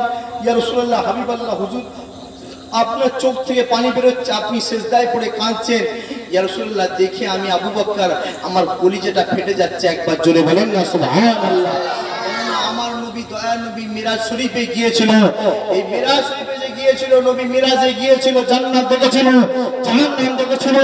এই মিরাজ শরীফে যে গিয়েছিল এই কথা পৃথিবীর মানুষকে এসে বলেছিল, পৃথিবীর মানুষকে এই কথা এসে যখন বলেছিল, পৃথিবীর কোনো মানুষ এই কথা শুনে বিশ্বাস করে না। সবাই বলে মুহাম্মদ পাগল হয়ে গেছে, মুহাম্মদ মিথ্যা কথা বলছে, মুহাম্মদ পাগল হয়ে গেছে। এই যে নবী আমার মিরাজে গিয়েছিল, এই কথাটা বলেছিল, সকল পৃথিবীর মানুষের কাছে এসে বলেছিল যে আমি নবী মুহাম্মদ মিরাজে গিয়েছিলাম, আল্লাহ পাক ডেকে পাঠিয়েছিলেন, বোরাকে করে চেপে গিয়েছিলাম। মিশকাত শরীফের মধ্যে এসেছে নবী মুহাম্মদ সাল্লাল্লাহু আলাইহি ওয়াসাল্লাম মিরাজ শরীফে যখন গিয়েছিলেন, যেটাতে চেপে গিয়েছিলেন বারকুন শব্দ বলে এসেছে। বারকুন মানে হলো বোরা, বোরাকে করে চেপে নবী মিরাজে গিয়েছিলেন। এই বোরা এত জোরে যে যায়, বোরাকের ব্যাখ্যায় এসেছে যে একজন মানুষ যখন বিদ্যুৎ চমকায়, এই চোখটা বন্ধ করার সঙ্গে সঙ্গে বিদ্যুতের আলো আর দেখতে পাই ভাই, যে যখন বিদ্যুৎ চমকায় চোখটা বন্ধ করার পরেতে আর বিদ্যুতের আলো দেখতে পাই না। এই বারকুন থেকে বোরাক এসেছে। ব্যাখ্যায় লিখেছেন তাফসীর কারকরা, ব্যাখ্যায় লিখেছেন উলামা হযরতরা, ব্যাখ্যায় লিখেছেন যে নবী মুহাম্মদ সাল্লাল্লাহু আলাইহি ওয়াসাল্লাম এই যে আপনার মিরাজ শরীফে গিয়েছিল, যে যন্ত্রটায় করে আপনার যেটাই করে সওয়ার হয়ে গিয়েছিল, এত তেজ রফতার, চোখ বন্ধ করলে যেমন বিজলিকে দেখতে পাওয়া যায় না, তার থেকেও বেশি জোরে গিয়েছিল। একবার জোরে বলেন না সুবহানাল্লাহ। আমার নবী দয়ার নবী মিরাজ শরীফে গিয়েছিল। যখন মিরাজ শরীফে গিয়েছিল, মিরাজ শরীফে যাবার পরেতে ফিরে এসেছিল। নবী মুহাম্মদ সাল্লাল্লাহু আলাইহি ওয়াসাল্লাম যখন মিরাজে গিয়েছিল, উজু করেছিল।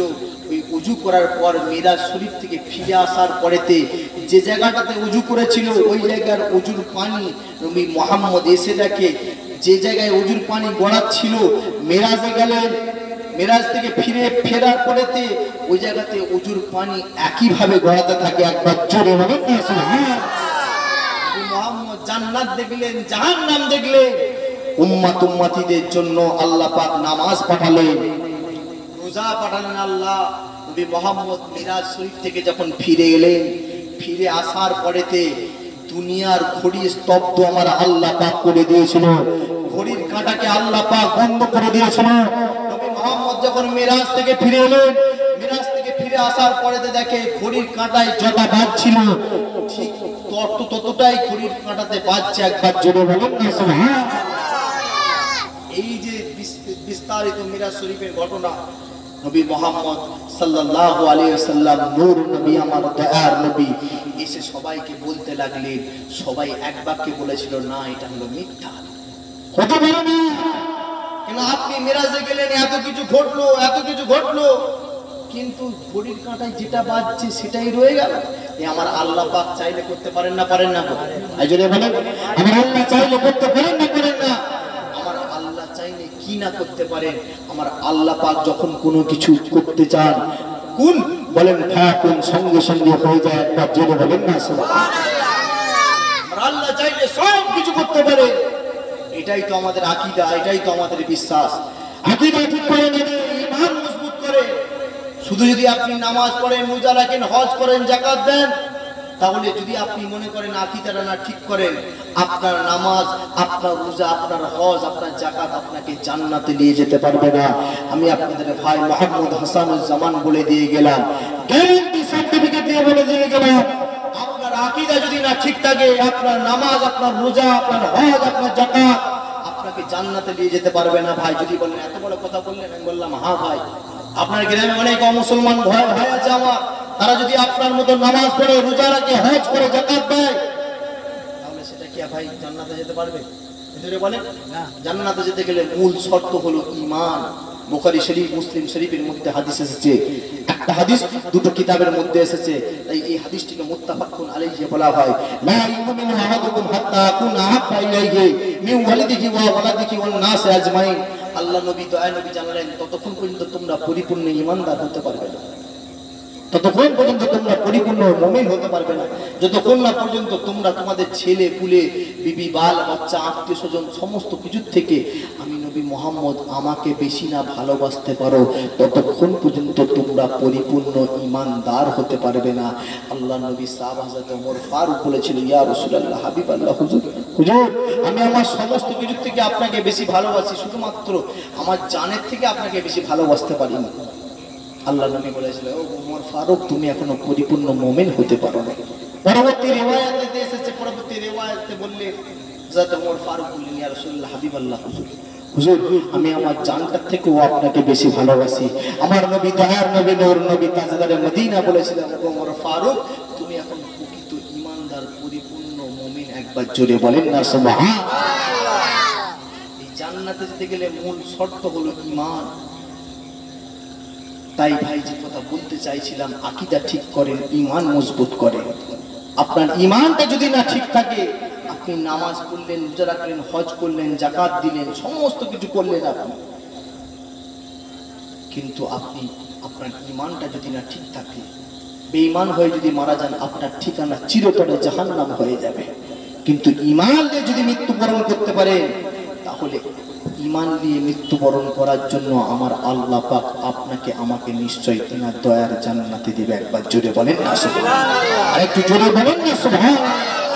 আমার দিনদার ঈমানদার ভাইরা, যে কথা বলতে চাইছিলাম, এই নবী মেরাজে গিয়েছিল, এই মেরাজের ঘটনা যখন সবাইকে খুলে বললো, কেউ বেশি মানুষ বিশ্বাস করতে চায় না, কিন্তু হযরত আবু বকর সিদ্দিক হুজুরকে একজন মানুষ গিয়ে বলেছিল যে মুহাম্মদ নাকি, দেখ এই কথা বলছে, মুহাম্মদ মেরাজে গিয়েছিল, জান্নাত দেখেছে, জাহান্নাম দেখেছে, এত কিছু ঘটনা ঘটে গেছে।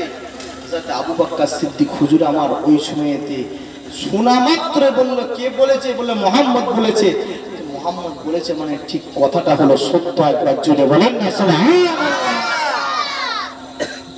খবর নবী মুহাম্মদের কাছে পৌঁছালো যে আবু বকর সিদ্দিক হুজুর আমার বিশ্বাস করেছে, আবু বক্কারের নাম ছিল আবু বক্কার। আমার রাসূলুল্লাহ সেই দিন থেকে আবু বক্কারকে বললেন যে আবু বক্কার বিশ্বাস করেছে, যাও আবু বক্কার হলো সিদ্দিকী, অর্থাৎ আবু বক্কার সিদ্দিকী, সিদ্দিকী মানে হলো সত্যবাদী। আবু বক্কার হুজুরের নামে হয়ে গেল আবু বক্কার সিদ্দিকী। একবার জোরে বলেন না সুবহানাল্লাহ। সেই হযরত আবু বক্কার সিদ্দিক হুজুর আমার নবী মুহাম্মদ সাল্লাল্লাহু আলাইহি ওয়াসাল্লাম কাঁদছেন, আল্লাহ পাকের দরবারে রোনাজারি করছেন সিজদা অবস্থায় পড়ে, ইয়া হাবলি উম্মতি, ইয়া হাবলি উম্মতি, ও আল্লাহ পাক আমার গুনাহগার উম্মত উম্মতিদের কি হবে, আমার গুনাহগার উম্মত উম্মতিদের কি হবে, এই বলে কাঁদতে রেখেছে। আল্লাহর দরবারে কাঁদছেন সিজদা অবস্থায় পড়ে, রোনাজারি করছেন। এমত অবস্থায় হযরত আবু বকর সিদ্দিকী বলতে রেখেছেন, ইয়া রাসূলুল্লাহ, হাবিবাল্লাহ, হুজুর, হুজুর আপনি কাঁদবেন না, আমি আবু বকর, আমি আপনার আবু বকর, জীবনে যত সওয়াব করেছি, জীবনে যত নেকি করেছি, আমি আপনার আবু বকর, জীবনে যত সওয়াব করেছি, জীবনে যত নেকি করেছি, সমস্ত সওয়াব সমস্ত নেকি আমি আপনার আবু বকর আপনার উম্মত উম্মতিদের জন্য দিয়ে দিলাম। একবার জোরে বলেন না সুবহানাল্লাহ। আমি আপনার আবু বকর সমস্ত সওয়াব সমস্ত নেকি আপনার উম্মত উম্মতিদের জন্য দিয়ে দিলাম। একবার জোরে বলেন না সুবহানাল্লাহ। আল্লাহ নবী তো নবী নূর নবী তবুও কেঁদেই যান একই হালতে একই অবস্থায় আল্লাহ পাকের দরবারে সিজদায় করে রোনাজারি করতেই লেগেছেন, ইয়া হাবলি উম্মতি, ইয়া হাবলি উম্মতি, ওগো আল্লাহ আমার গুনাহগার উম্মত উম্মতিদের কি হবে। হযরত আবু বকর হুজুর আমার থাকতে পারলেন না, ছোট ছোট গিয়ে হযরত ওমর ফারুক হুজুরকে খবরখানা দিলেন। হযরত ওমর ফারুক হুজুরকে খবরখানা দিলেন। ওই সময় দেখতে পাওয়া যায় হযরত ওমর ফারুক যখন এই খবরটা পেলেন, হযরত ওমর ফারুক খবরটা পাওয়ার সঙ্গে সঙ্গে ছোট ছোট চলে এলেন নবী মুহাম্মদ যে জায়গায় কাঁদছেন, নবী মুহাম্মদ যে জায়গায় কাঁদছেন ওই জায়গায় ওই সময় দেখতে পাওয়া যায় ছোট ছোট আসতে লেগেছে। মুসলমান ঘরে ছেলেমেয়েরা, নওজওয়ানেরা, যুবকেরা, তরুণেরা, আপনারা আমার নবী পাকের পাগলেরা কান্না করে শুনে গেলেন। ওই সময় দেখতে পাওয়া যায় হযরত ওমর ফারুক যে মাত্র খবরখানা পেল, হযরত ওমর ফারুক খবরটা পাওয়া মাত্র ছুটে এসে ওই জায়গায় এসে পৌঁছে গেল। ওই জায়গায় পৌঁছে যাওয়ার ফলেতে হযরত ওমর ফারুক দেখতে পেল আল্লাহ নবী, দয়া নবী, নূর নবী আমার কাঁদছে, সিজদা অবস্থায় করে কাঁদতে লেগেছেন। দয়া নবী আমার কাঁদতে লেগেছেন, সিজদা অবস্থায় করে কাঁদতে লেগেছেন। কি বলে কাঁদতে লেগেছেন, ইয়া হাবলি উম্মতি, ইয়া হাবলি উম্মতি, ওগো আল্লাহ পাক আমার গুনাহগার উম্মত উম্মতিদের কি হবে, ওগো আল্লাহ পাক আমার গুনাহগার উম্মত উম্মতিদের কি হবে, এরকম করে কাঁদতে লেগেছেন। আল্লাহ ওই সময় দেখতে পাওয়া যায় হযরত ওমর ফারুক আল্লাহ নবী দয়া নবীকে বলতে লেগেছে, ওগো নবী আপনি কাঁদবেন না, ওগো নবী আপনি কাঁদবেন না, কারণ আপনার কান্না আমি উমায়া সহ্য করতে পারি না, আপনার কান্না আমি উমায়া সহ্য করতে পারি না। ওগো নবী দয়া নবী নূর নবী আপনি কান্না বন্ধ করেন, কান্না বন্ধ করেন।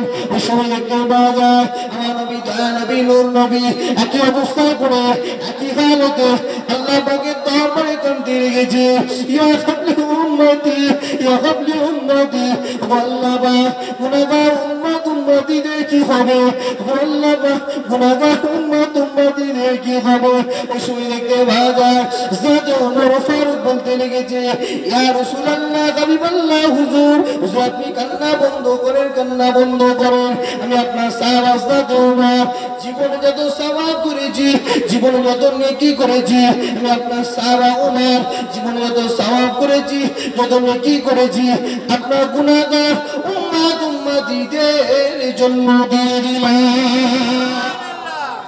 যদি বলতে পারলেন না, দেখেন নবীকে আল্লাহ পাক কেমন রাহমাতুল লিল আলামিন করে পাঠিয়েছিল। আল্লাহ নবী সাহাবা হযরত ওমর ফারুক বললেন, ইয়া রাসূলুল্লাহ, হুজুর আপনি কান্না বন্ধ করেন, আমি উমার জীবন যত নেকি করেছি, যত সওয়াব করেছি, আপনার গুনাহগার উম্মত উম্মতিদের জন্য আমি দিয়ে দিলাম। একবার জোরে বলেন না সুবহানাল্লাহ। আমার নবী দয়া নবী নূর নবী তাজদারে মদিনা তবুও কাঁদছেন একই হালতে একই অবস্থায় পড়ে আল্লাহর দরবারে কাঁদছেন, ইয়া হাবলি উম্মতি, ইয়া হাবলি উম্মতি, ওগো আল্লাহ পাক আমার গুনাহগার উম্মত উম্মতিদের কি হবে, আমার গুনাহগার উম্মত উম্মতিদের কি হবে, এইভাবে কাঁদতে লেগেছেন। হযরত ওমর ফারুকও থাকতে পারলেন না, হযরত ওমর ফারুক গিয়ে খবর দিলেন হযরত আলীকে খবর দিলেন। মুসলমান ঘরে ছেলেমেয়েরা, যুবকেরা, আপনারা, তরুণীরা একটুখানি খেয়াল করে শুনে গেলেন বাবা, একটুখানি চিৎকার করে জেনে গেলেন বাবা হযরত আলীর কাছে খবর পৌঁছে গেল। হযরত আলীকে কে বলতে আরম্ভ করে, হযরত ওমর ফারুককে বলতে আরম্ভ করে। হযরত আলীকে সালাম করা দিল, আলী সালামের উত্তর করা দিল। হযরত আলী বলতে আরম্ভ করে, কি খবর ভাই উমর, আমাদের নবীর কি কোথাও খবর পাওয়া গেছে নাকি, আমাদের দয়া নবীকে খুঁজে পাওয়া গেছে নাকি? ওই সময় দেখতে পাওয়া যায় হযরত ওমর ফারুক বলতে আরম্ভ করে, আলী আমাদের নবীকে খুঁজে পাওয়া গেছে, আমাদের নবীকে দেখা পাওয়া গেছে। ওকে ভাই আপনি তো শুনে দাও, জেনে গিয়ে দাও, আমার নবী দয়া নবী নূর নবী তাজদারে মদিনা আল্লাহ পাকে তারপরেতে পড়ে সিজদা অবস্থায় পড়ে কাঁদতে লেগেছেন। সবাই যায়, হযরত আবু বকর যায়, আমি যাই, আমি উমর যাই, তবে আমার নবী পাক মাথা দোকানে তুলেন না, একই অবস্থায় একইভাবে কেঁদে যায়। ওই সময় দেখতে পাওয়া যায় হযরত আলী যে খবরখানা পেয়েছে, আল্লাহ নবী কাঁদছে, দয়া নবী কাঁদছে। হযরত আলী যখন খবরখানা পেল নূর নবী কাঁদছে, হযরত আলী সমস্ত কিছু ফেলে দিয়ে ছুটে গিয়ে আল্লাহ নবী দরবারে উপস্থিত হয়ে যায়। কারণ আল্লাহ নবীকে হযরত আলী এতটা মহব্বত করত, এতটা প্যার করত। হযরত আলী আল্লাহ নবীর জন্য বিনা দ্বিধায় নিজের জীবনটা দিবার জন্য রাজি ছিল। যারা বলেন সুবহানাল্লাহ। হযরত আলী এত মহব্বত করত, এত ভালোবাসতো আমার রাসূলুল্লাহকে, নিজের জীবনটা দিবার জন্য সর্বদাই রাজি ছিল। একবার জোরে বলেন না সুবহানাল্লাহ।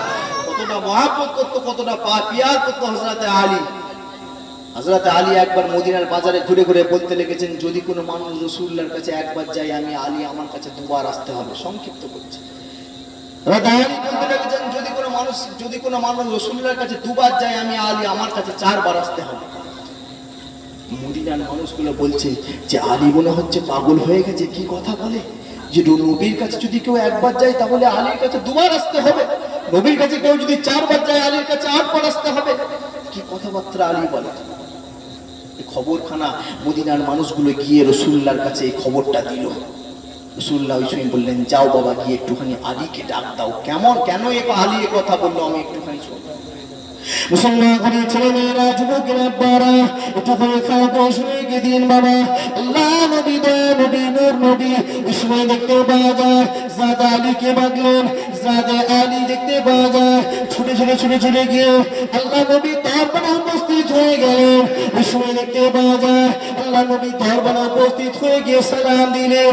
আমার নবী দয়া নবী নূর নবী সালামের জবাব দিয়ে বললেন, আলী তুমি নাকি কথা বলেছো, যদি কেউ আমি রাসূলুল্লাহ আমার কাছে একবার আসে, আলী তোমার কাছে নাকি দুবার যেতে হবে। আলী তুমি এ কথা নাকি বলেছো, যদি কোনো মানুষ আমি রাসূলুল্লাহ আমার কাছে দুবার আসে, তাহলে আলী তোমার কাছে নাকি চারবার যেতে হবে। যাতে আলী শেরে খোদা আলী ওই সময় বলতে লেগেছে, ইয়া রাসূলুল্লাহ হাবিবাল্লাহ হুজুর, হুজুর আমি আলী, ইয়া রাসূলুল্লাহ হাবিবাল্লাহ হুজুর, হুজুর আমি আলী, আমার এতটা ক্ষমতা নাই, আমার এতটা পাওয়ার নাই যে কথাটা আপনি রাসূলুল্লাহ না বলেছেন ওই কথাটা আমি বলেছি। ইয়া রাসূলুল্লাহ হাবিবাল্লাহ হুজুর, না ইয়া রাসূলুল্লাহ হাবিবাল্লাহ হুজুর, হুজুর আপনি যদি না বলে থাকেন আমি আলী আমি কথা বলতে পারি না। ওই সময় দেখতে পাওয়া যায় যাতে আলী বলতে লেগেছেন আল্লাহ নবীকে, দয়া নবীকে বলতে লেগেছেন, ইয়া রাসূলুল্লাহ হাবিবাল্লাহ হুজুর, হুজুর আপনি তো বলেছেন আনা মদিনাতুল ইলম ওয়া আলী বাবুহা, আমি হলাম জ্ঞানের শহর, আলী হলো তার দরজা। ইয়া রাসূলুল্লাহ হাবিবাল্লাহ হুজুর, তাই তো আমি আলী বলেছি, যদি কোনো মানুষ শহরে ঢুকে তাহলে একবার তাকে গেট দিয়ে দরজা দিয়ে ঢুকতে হবে, আবার একবার বার হতে হবে। জোরে বলেন সুবহানাল্লাহ। ইয়া রাসূলুল্লাহ হাবিবাল্লাহ হুজুর, হুজুর আপনি তো বলেছেন আপনি হলেন শহর আর আমি হলাম আলী তার দরজা, তো যদি কেউ আপনি শহর আপনার কাছে যায় তাহলে একবার দরজা দিয়ে ঢুকতে হবে আর একবার দরজা দিয়ে বার হতে হবে। একবার জোরে বলেন না সুবহানাল্লাহ। আমি আলীর কথা বলেছি। সেই আলী খবর পেয়েছেন, ছুটছেন আল্লাহ নবীর দরবারে, নবী কাঁদছেন, থাকতে পারেন না। যাতে আলী কি দৃশ্য, কি রেওয়ায়াত, যাতে আলী ছুটে গিয়ে নবীর দরবারে উপস্থিত হয়ে গেলেন যে জায়গায় নবী কাঁদছেন। মুসলমান ঘরের ছেলে মেয়েরা, যুবকেরা, বারা একটু করে খেয়াল করে শুনেন, একটুখানি বোঝার চেষ্টা করেন। আল্লাহ নবী নবীর কাছে পৌঁছে গেলেন, সাদ আলীকে দেখতে পাওয়া যায়। সাদ আলী পৌঁছে যাবার পরেতে সাদ আলী নবীকে সালাম দিলেন। আমার নবী কিছু বলেন না, চুপ করে আছেন। আল্লাহ নবীকে দেখতে পাওয়া যায় একই হালতে একই অবস্থায় সিজদায় পড়ে রোনাজারি করতে আরম্ভ করেছে। আমার নবী কাঁদতে লেগেছে, ইয়া রাব্বি উম্মতি, ইয়া রাব্বি উম্মতি বলে, আল্লাহ পাক আমার গুনাহগার উম্মত উম্মতিদের কি হবে, আল্লাহ পাক আমার গুনাহগার উম্মত উম্মতিদের কি হবে, এই বলে কাঁদতে লেগেছেন। সাদ আলীকে দেখতে পাওয়া যায়, সাদ আলীকে দেখতে পাওয়া যায়। সাদ আলী শুয়ে বললেন, ইয়া রাসূলুল্লাহ হাবিবাল্লাহ, হুজুর আপনি চুপ করেন, হুজুর আপনি কাঁদবেন না, কাঁদবেন না, কারণ আপনার কান্না আমি আলী সহ্য করতে পারি না। ইয়া রাসূলুল্লাহ হাবিবাল্লাহ, হুজুর আমি আলী জীবনে যত সওয়াব করেছি, আমি আলী জীবনে যত নেকি করেছি, আপনি যে গুনাহগার উম্মত উম্মতিদের জন্য কাঁদছেন, এই সমস্ত গুনাহগার উম্মতিদের জন্য আমি জীবনের সমস্ত সওয়াবটুকু দান করে দিলাম। বলতে পারলেন না? আমার নবী দয়ার নবী তবুও কেঁদে যান, একই অবস্থায় একই হালতে সিজদায় পড়ে শুধু বলছেন, ইয়া হাবলি উম্মতি, ইয়া হাবলি উম্মতি, ওগো আল্লাহ আমার গুনাহগার উম্মত উম্মতিদের কি হবে, আমার উম্মত উম্মতিরা জাহান্নামের আগুন সহ্য করতে পারবে না। আমার আপনার জন্য আমার নবী কেমন রহমতুল লিল আলামিন ছিল বোঝাবার জন্য বলছি ভাই। হযরতে আলী চুপ করাতে পারলেন না, অবশেষে এই খবর ফাতেমার কাছে পৌঁছে গেল। এই খবর ফাতেমার কাছে পৌঁছে গেল। ফাতেমা যে খবর পেয়েছে যে বিশ্ব নবী দয়া নবী কাঁদছেন, এই খবর পাওয়া মাত্র ফাতেমা ছুটে ছুটে ছুটে ছুটে গিয়ে ওই পাহাড়ের ধারে যে জায়গায় কাঁদছেন সেই জায়গায় উপস্থিত হলো। ছেলেমেয়েরা, যুবকেরা, আব্বারা, তরুণেরা, আমার নবী পাকের পাগলেরা কান্না করে শুয়ে গেলেন। সাদে ফাতেমা পৌঁছে যাওয়ার পর সাদে ফাতেমা ওই সময় দেখতে পাবেন আল্লাহ নবী দয়া নবী নূর নবীকে ফাতেমা বলতে লেগেছেন, আব্বাজান আপনি কাঁদবেন না, কাঁদবেন না, আমি আপনার কলিজার টুকরি ফাতেমা আপনাকে বলতে চাই, আব্বাজান আপনি কাঁদবেন না, কাঁদবেন না, কারণ আপনার কান্না আমি ফাতেমা সহ্য করতে পারি না। ইয়া রাসূলুল্লাহ হাবিবাল্লাহ, হুজুর হুজুর আপনি কান্না বন্ধ করেন, আপনি কান্না বন্ধ করেন। মুসলমান ঘরের ছেলেমেয়েরা, যুবকরা শুয়ে গেলেন, নবীকে চিনতে শেখেন, নবীকে ভালোবাসতে শেখেন, কারণ এই ভালোবাসাটা হলো, এই মহব্বত করাটা হলো আপনার আমার ঈমান। জোরে বলেন সুবহানাল্লাহ। এই হযরতে ফাতেমা গিয়ে বললেন নবীকে, ইয়া রাসূলুল্লাহ হাবিবাল্লাহ, হুজুর হুজুর আপনি চুপ করেন একটু, আপনি এইভাবে কেঁদে যাচ্ছেন আর আপনার কান্না আমি ফাতেমা তো সহ্য করতে পারছি না, আপনি একটুখানি চুপ করেন ইয়া রাসূলুল্লাহ হাবিবাল্লাহ, হুজুর কলিজাটা ফেটে যাচ্ছে, আপনি একটুখানি চুপ করেন। মুসলমানদের ছেলেমেয়েরা, যুবকেরা, আব্বারা, আমার হুজুরেরা কান্না করে শুনে গেলেন। সময় দেখতে পাওয়া যায় আল্লাহ নবী দয়া নবী নূর নবী তবুও কেঁদে যান, কেঁদে যান। আমার নবী দয়া নবী ওই সময় দেখতে পাওয়া যায় কান্না খানা বন্ধ করেন না। যাদের ফাতেমা সেই বলতে লেগেছেন, ইয়া রাসূলুল্লাহ হাবিবাল্লাহ, হুজুর হুজুর আপনি কান্না থামান, ইয়া রাসূলুল্লাহ হাবিবাল্লাহ, হুজুর হুজুর আপনি কান্না বন্ধ করেন, আমি আপনার ফাতেমা, আপনি যাদের জন্য কাঁদছেন, আপনি যাদের জন্য কাঁদছেন, আমি আপনার ফাতেমা, আমি জীবনে যত সওয়াব করেছি, জীবনে যত নেকি করেছি, আমি আপনার ফাতেমা জীবনে যত সওয়াব করেছি, জীবনে যত নেকি করেছি, আপনার গুনাহগার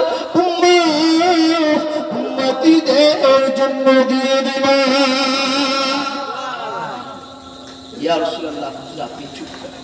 আল্লাহ নবী দয়া নবী লম্বা রেওয়ায়াত, লম্বা ঘটনা, আল্লাহ নবী দয়া নবী একই হালতে কেঁদে যান, আমত অবস্থায় দেখতে পাওয়া যায়।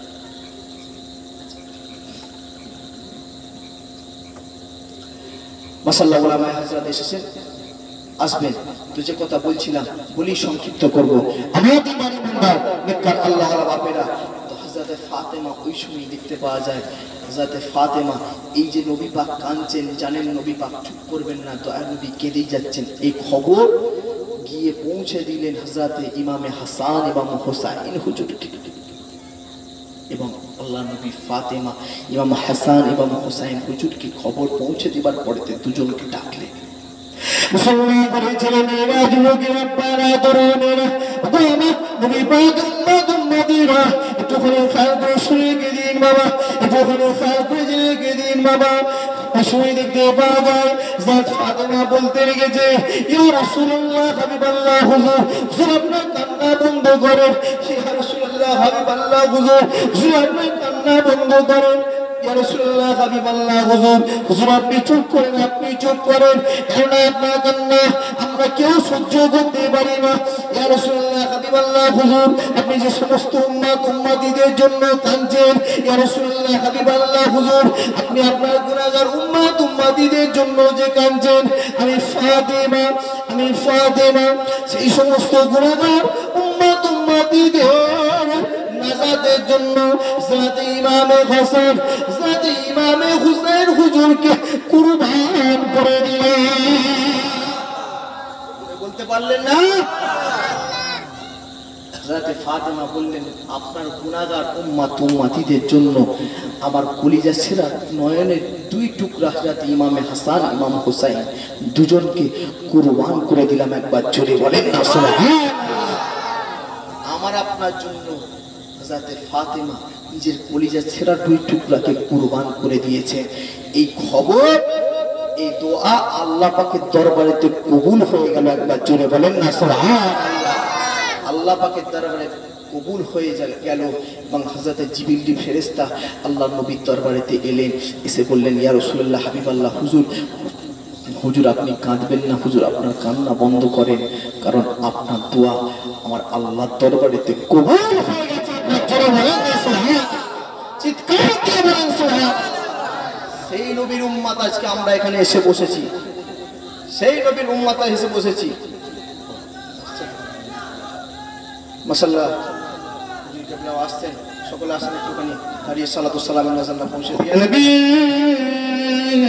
সালামু আলাইকা ইয়া হাবিবি, সালামু আলাইকা ইয়া হাবিবি, সালামু আলাইকা, সালাওয়াতুল্লাহ আলাইকা।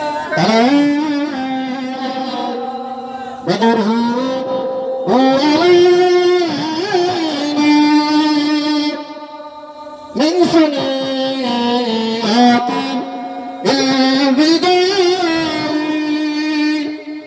وغاب صدره علينا وضع لله عابدا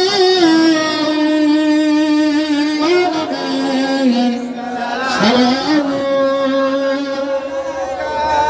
يا رسول سلام عليك وغضب سلام عليك، سلامات الله عليك। আমার নবী যখন যান মদিনা, বারে বারে পিছনে ওরে কাবে আজকে তোর বিদায়, কখন যাব সোনা মদিনা, সালাম يا رسول سلام عليك، سلام عليك، سلامات الله عليك। সকলে উচ্চ আওয়াজে তাকবীর দেখি, নারে তাকবীর, নারে তাকবীর, সিলসিলা মুজাদ্দিদুজ জামান, সিলসিলা মুজাদ্দিদুজ জামান, নারে তাকবীর, নারে তাকবীর। আল্লাহ হযরত রাসূলুল্লাহ আসছেন, আলাপ আলোচনা করবেন। আমি আপনাদের ভাই, আপনাদের ছেলে, আপনার সম্মুখে আলাপ আলোচনা করলাম। সকলে একটা সালাম দেন। আসসালামু আলাইকুম।